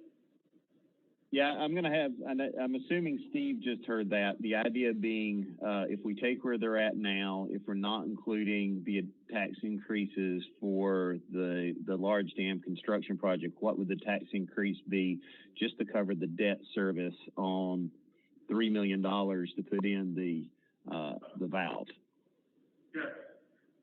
Okay, yeah, we're going to run that number right now. Yeah, I'll need one moment for calculating that.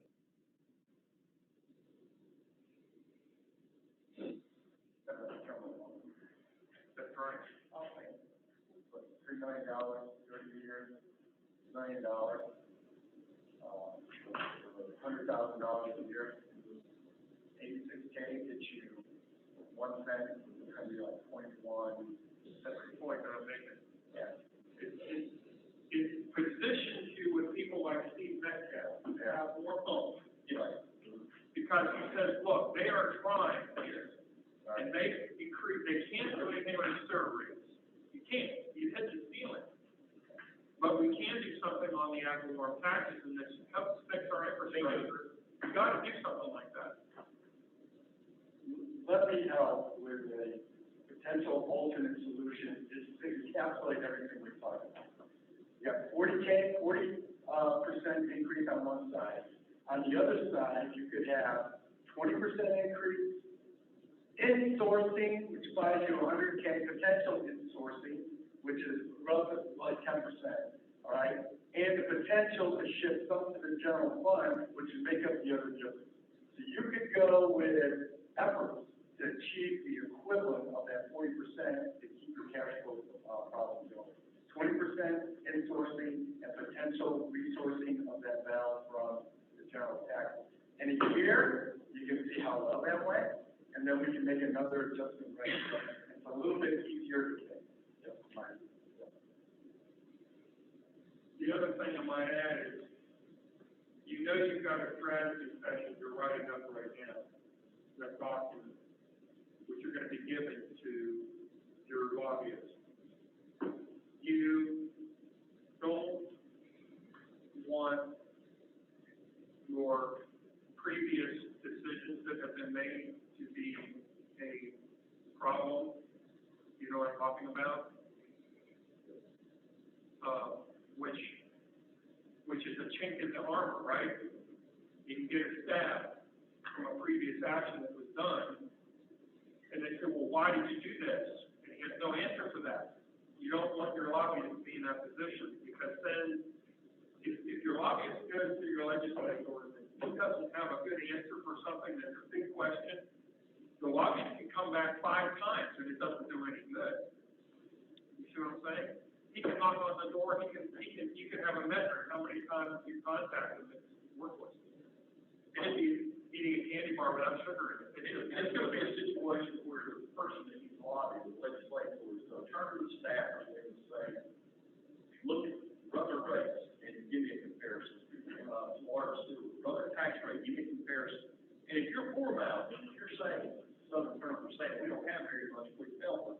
If we're up there poor mouth, and they got facts that says you're a poor mouth and you've got money you're not using, they're not gonna listen to you. Right, yeah. They won't listen to you. because they've got real needs out there. People really are hurting. Which gets into this conversation of why we need to do with the golf courses, what we need to do. Because as soon as they look and open up our ledger, and they see that we're doing that, and we're subsidizing the golf course for 106, or 110K per year, if that reduces the credibility of that factor rate, that's just the way it is. It's saying, you got what you take and eat it too. Yeah, right. Yeah, and you got money, you're not using it. Don't expect us to fund your budget. Right. You're gonna get into that. I can tell you, there are towns that are suffering, down east, extremely bad, and they've got messed up choices. So we need to, do everything we can do to increase our chances. Our chances. So, Asking you to make us whole, we're asking you to help us so we can help the region and the local economy. Right, that's our case. But you've got folks down east who are just saying, if you don't come in and save us, we are gonna collapse. It's the real deal.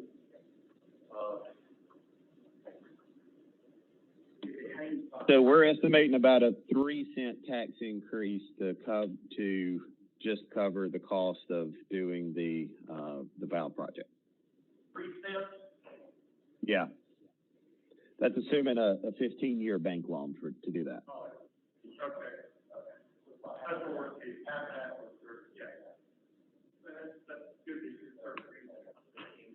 But if you mark that now on that chart, you see this style very much. Yeah, it's not very well. If you position your luck, it's in a very, it's counted in a better, or defensible place. Those are some more spots. Yeah. It's some, it helps.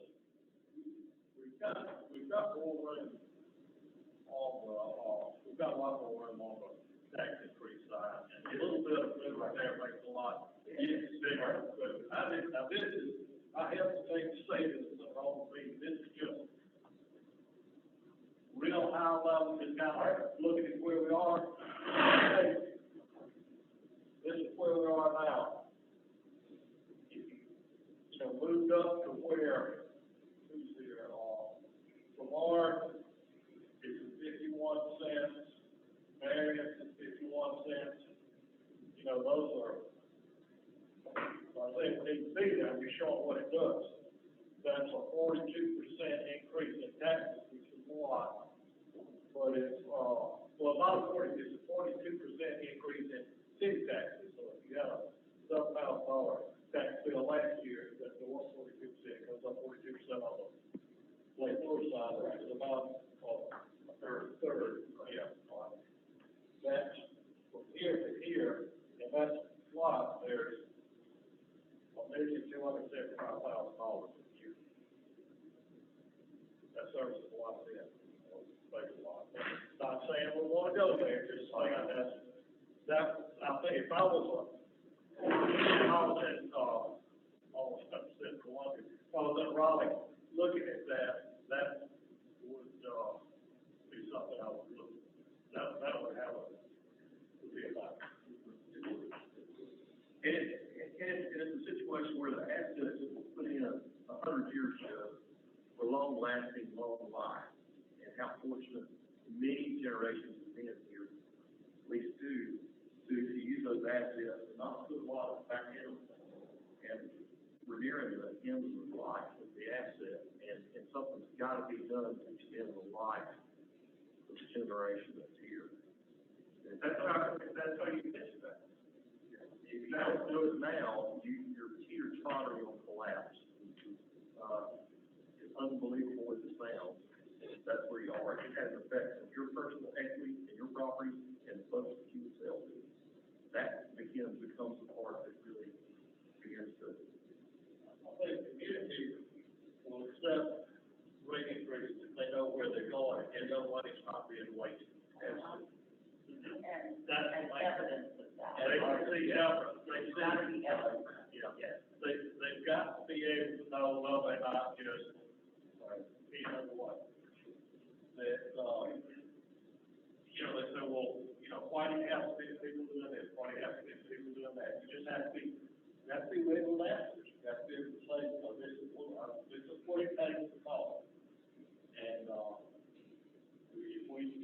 much of that decree before we all need to be prepared to answer, and because our consensus, and all looking at the same figures, all give the same answer. We don't want more, Carol get one answer, come to me and get something else, or we can rush something. Laura's gonna have the message ready. One thing I would add on the project, now, I don't know if it would make a difference, but at least in my mind, it raises the question, that if you go the route of an ER and EID through the Clean Water State Revolving Fund, you have eyes looking at an infrastructure from that angle. And you're trying to justify from an environmental standpoint, environmental impact. Think of that. Now compare that to going the dam project route. Who brought up the fact that you need a drain valve? Who brought it up? George Eller. George Eller saying, what? You don't have a drain valve? Now, see how you defend that from an environmental standpoint. You see what I'm saying? Well, he may have said that in somewhat of a silo. The fact is, it's more important to sewer than it is to dam right now. Yes, but still it's required. And you are going to be able to defend the fact that that asset is needed. And it's, the environmental aspect to me would be, more easily to achieve environmental approval than the other route. We cannot access the system without this drain valve. If we have gas on the break. You're not gonna be able to fix it. We spent a lot of time thinking about what would we do if you had a line break 50, 60, 80 feet down below the lake.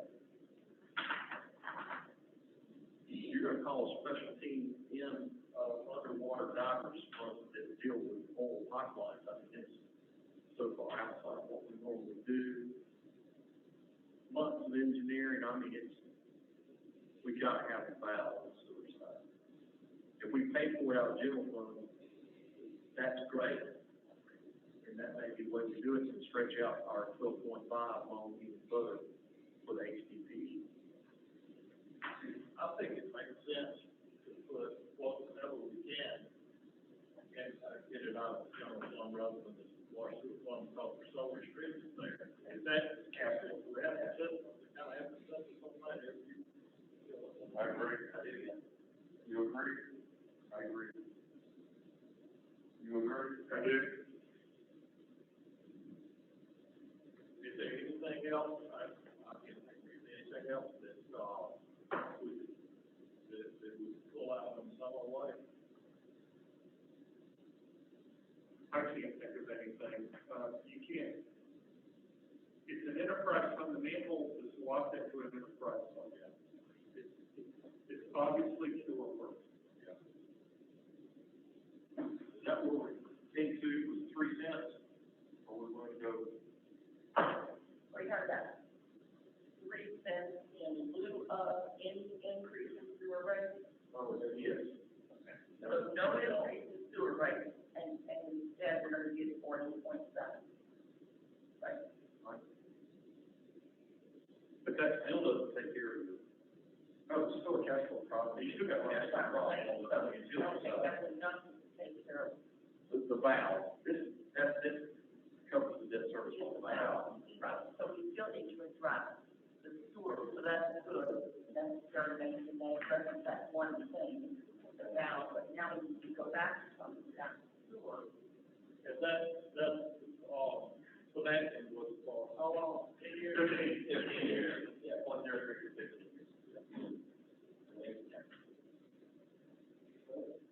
Yeah. Yeah, That would be a USDA loan, correct? for which?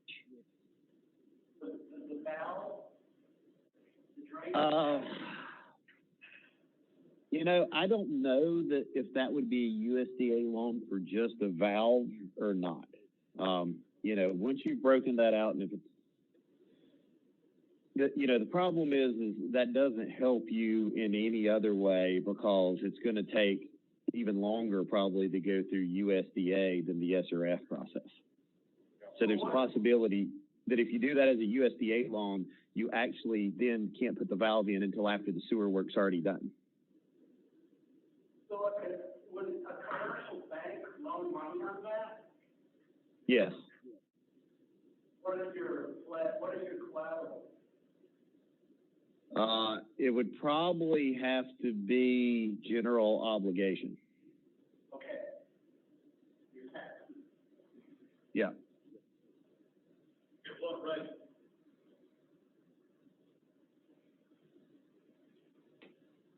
Said, you know what, interest rate we would look at? In coming up with that, we estimated like 4.5%.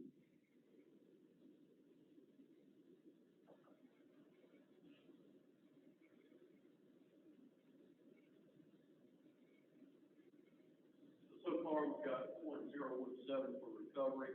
Last year, we got 0.03 to cover the valve.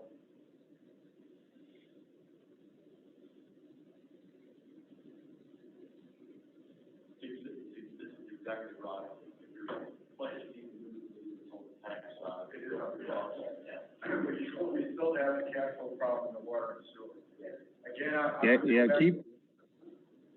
Again, keep in mind that doesn't provide any relief to water and sewer, since you're still talking about using the full 12.5 that you have with the SRF.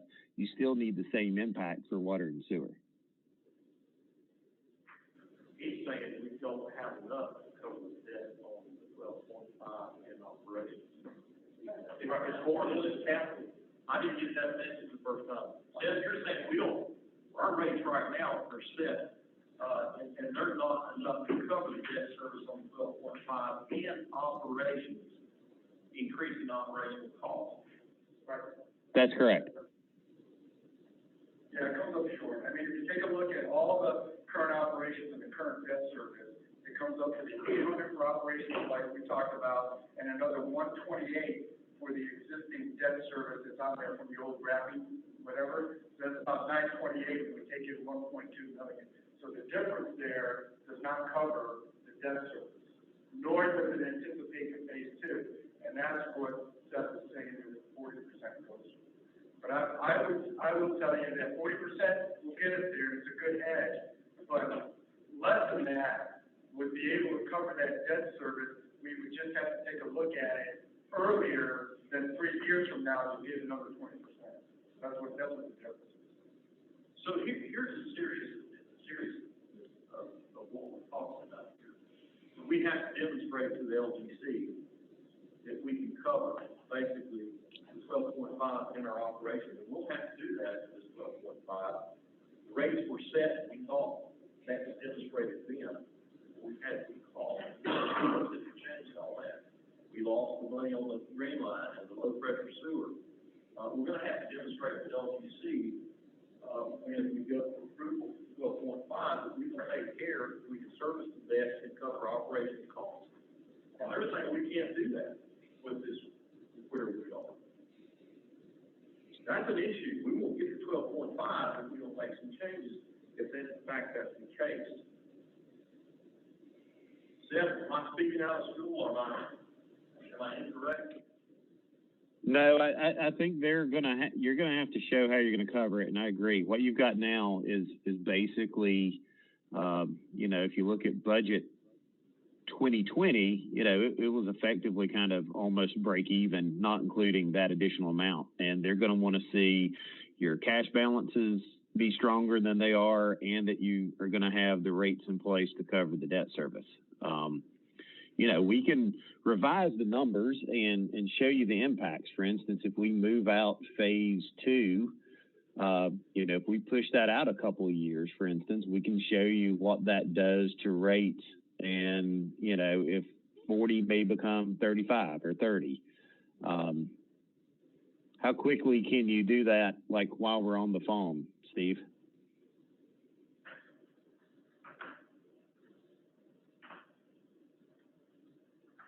That was taking a little bit of money. It doesn't want to break even. It's revenues over expenditures 183, so it's about half the debt service that we have. Not a break even. Just take a look at the numbers there on the spreadsheet. So you have to come up somewhat, and in order to cover that 12, you have to come up with about another 200K to come up to meet the debt service. 40% gets you there, plus it's just, so 40%, you know, if you wanted to go there, we'll do that, but you don't need that much to cover the debt service. Probably another 200K, which I think is about 10%. We're gonna at least have to have that. Yeah. In order to get to 12.5. Right. If we don't cover the debt service on 12.5, you'll never get it. Well, we don't have any interest on the 12.5. Right. And we don't have any credit 12 because we get forgiveness on that 5. Right. Yeah. So that's $400,000 a year if we get 30 years to pay it off. Right. That's easy to do. And, like, I'm looking at, which year are you looking at, Dave? I'm looking at estimate 2020. Okay. By 2020, we had existing debt. Does that go away with the, new loan? What's that called? Pipe grant? What's the go away? The what? 2023. So it's not that long. I don't know. Let me check. Okay. And we had significant capital expenses this year, that, if we reduce those, so that would be greatly less. So you're looking at, almost, well, 270, or 275 there.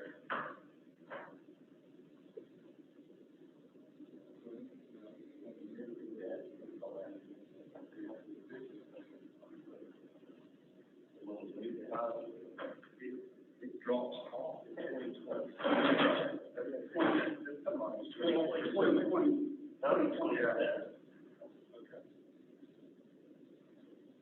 Pipe wrap is 2032. Really? Yeah. That's probably. Yeah, once you go to your 2027, it goes to 63.9, that would be, how much, you said 2032? Yeah. Those project, so that's it, that existing, Yeah, that's on top of operating costs. 2032 for the contract, yeah, right, that's 16, basically 64 years. The pipe wrap, he doesn't have, the two goes beyond the expected existing line, expected projected line. Didn't quite get there. Yeah, so you got the numbers on here, 800K round numbers, 800K in operating. You're taking in 1.2.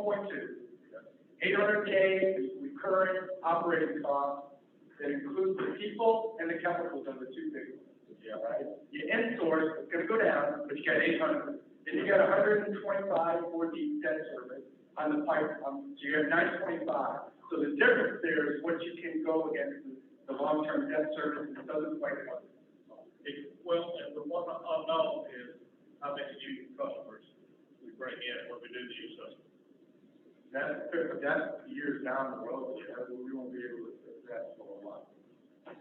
I think for the 12.5 over 30 years, I think that, keep me straight, but I think the yearly debt service, when you take all 12.5, is about 400K.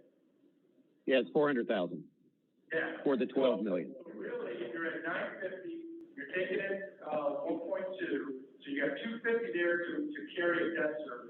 And you'll need at least another 150 to 200 or so round numbers to carry that debt service.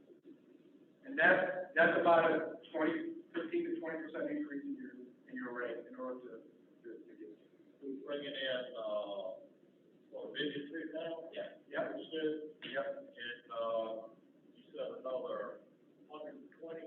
Yeah, well, 1.2 minus 950K, which includes the existing debt service, is 2.5. Yeah.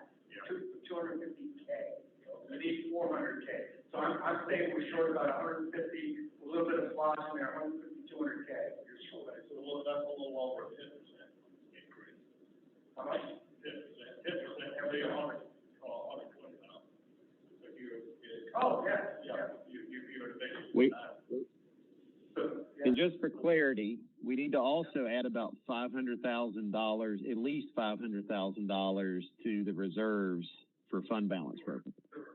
Build up reserve. Yeah, it makes sense, absolutely. Because we're talking status quo, which is zeroing out the balance at the end of the year. That's suggesting we have to increase.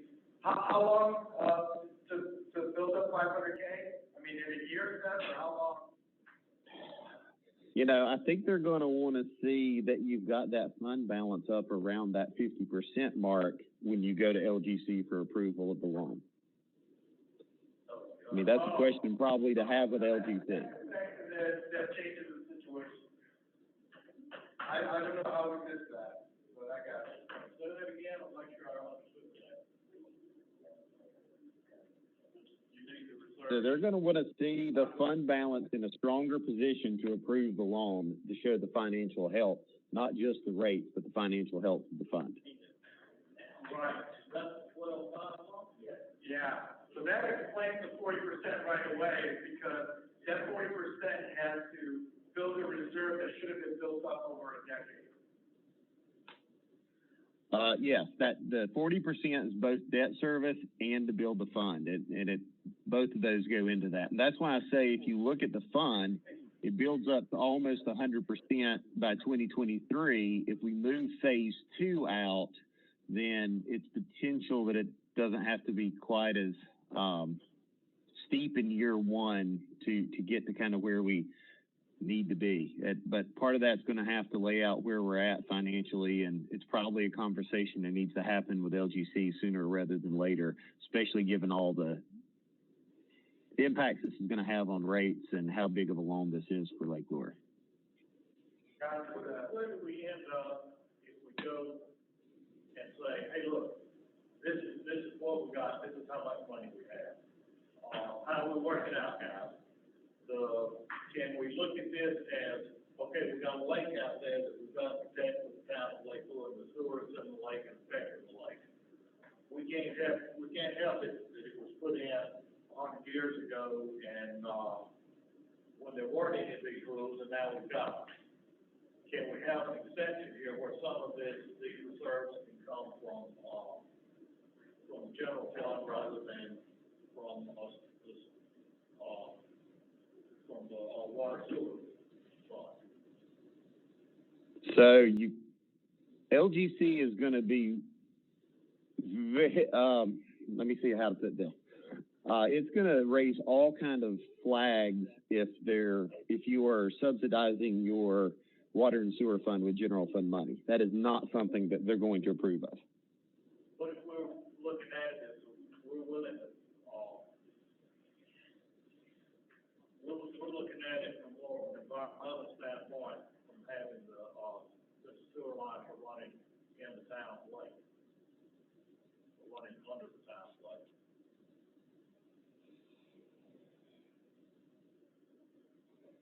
Once again, they're going to, given the fact that these are set up and operated as enterprise funds, then it has to be self-supporting. Like the valve, I think it's fine to say, okay, that's a dam project. That makes as much sense either place. It has benefits both places. I don't think you can argue the sewer project as being a dam project, and it's going to have to be accounted for separately. If we raise the amount that you're suggesting, raise 40%, where does that put us in comparison with the rates across the rest of North Carolina? Does that put us on the very top? How far above the next highest guy? It's going to be really, really high, and I can look and see what the numbers are, but it's going to put you, at the highest end, certainly.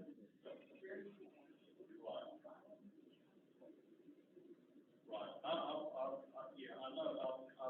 see that chart, and where they're combined, we're not that bad. But if you look, I'm talking about just water and sewer. Where do we land with a 40% increase on water and sewer charges, on 40% on top of what we charge now? Where does that put us in comparison to the rest of the state?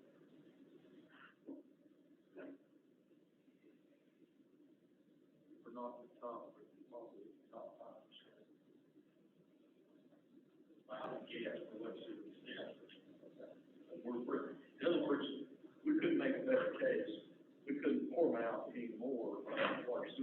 out and say, look, we're number one, we're the top 5%.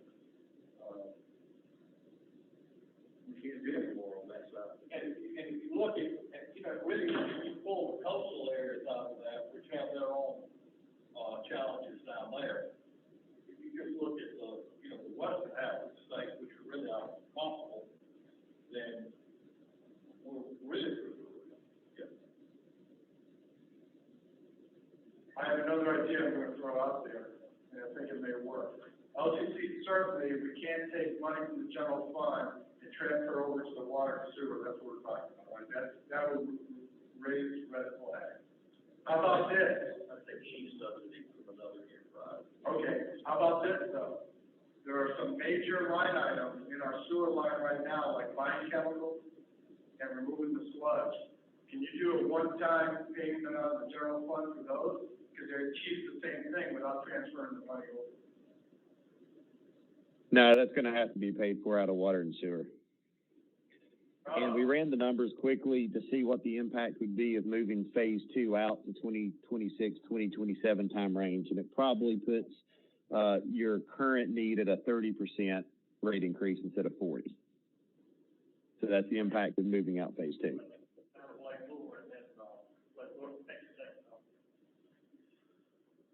That's interesting, so we have to pay for the sludge removal out of the water fund.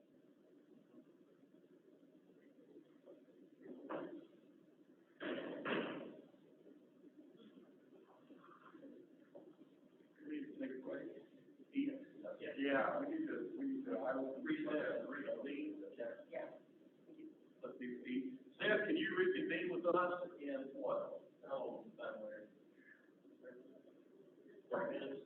How long? 30 minutes. Are we here? Yeah, we got it. Thank you. Steph, are you available? If we take a 30-minute break, can you reconvene with us in 30 minutes?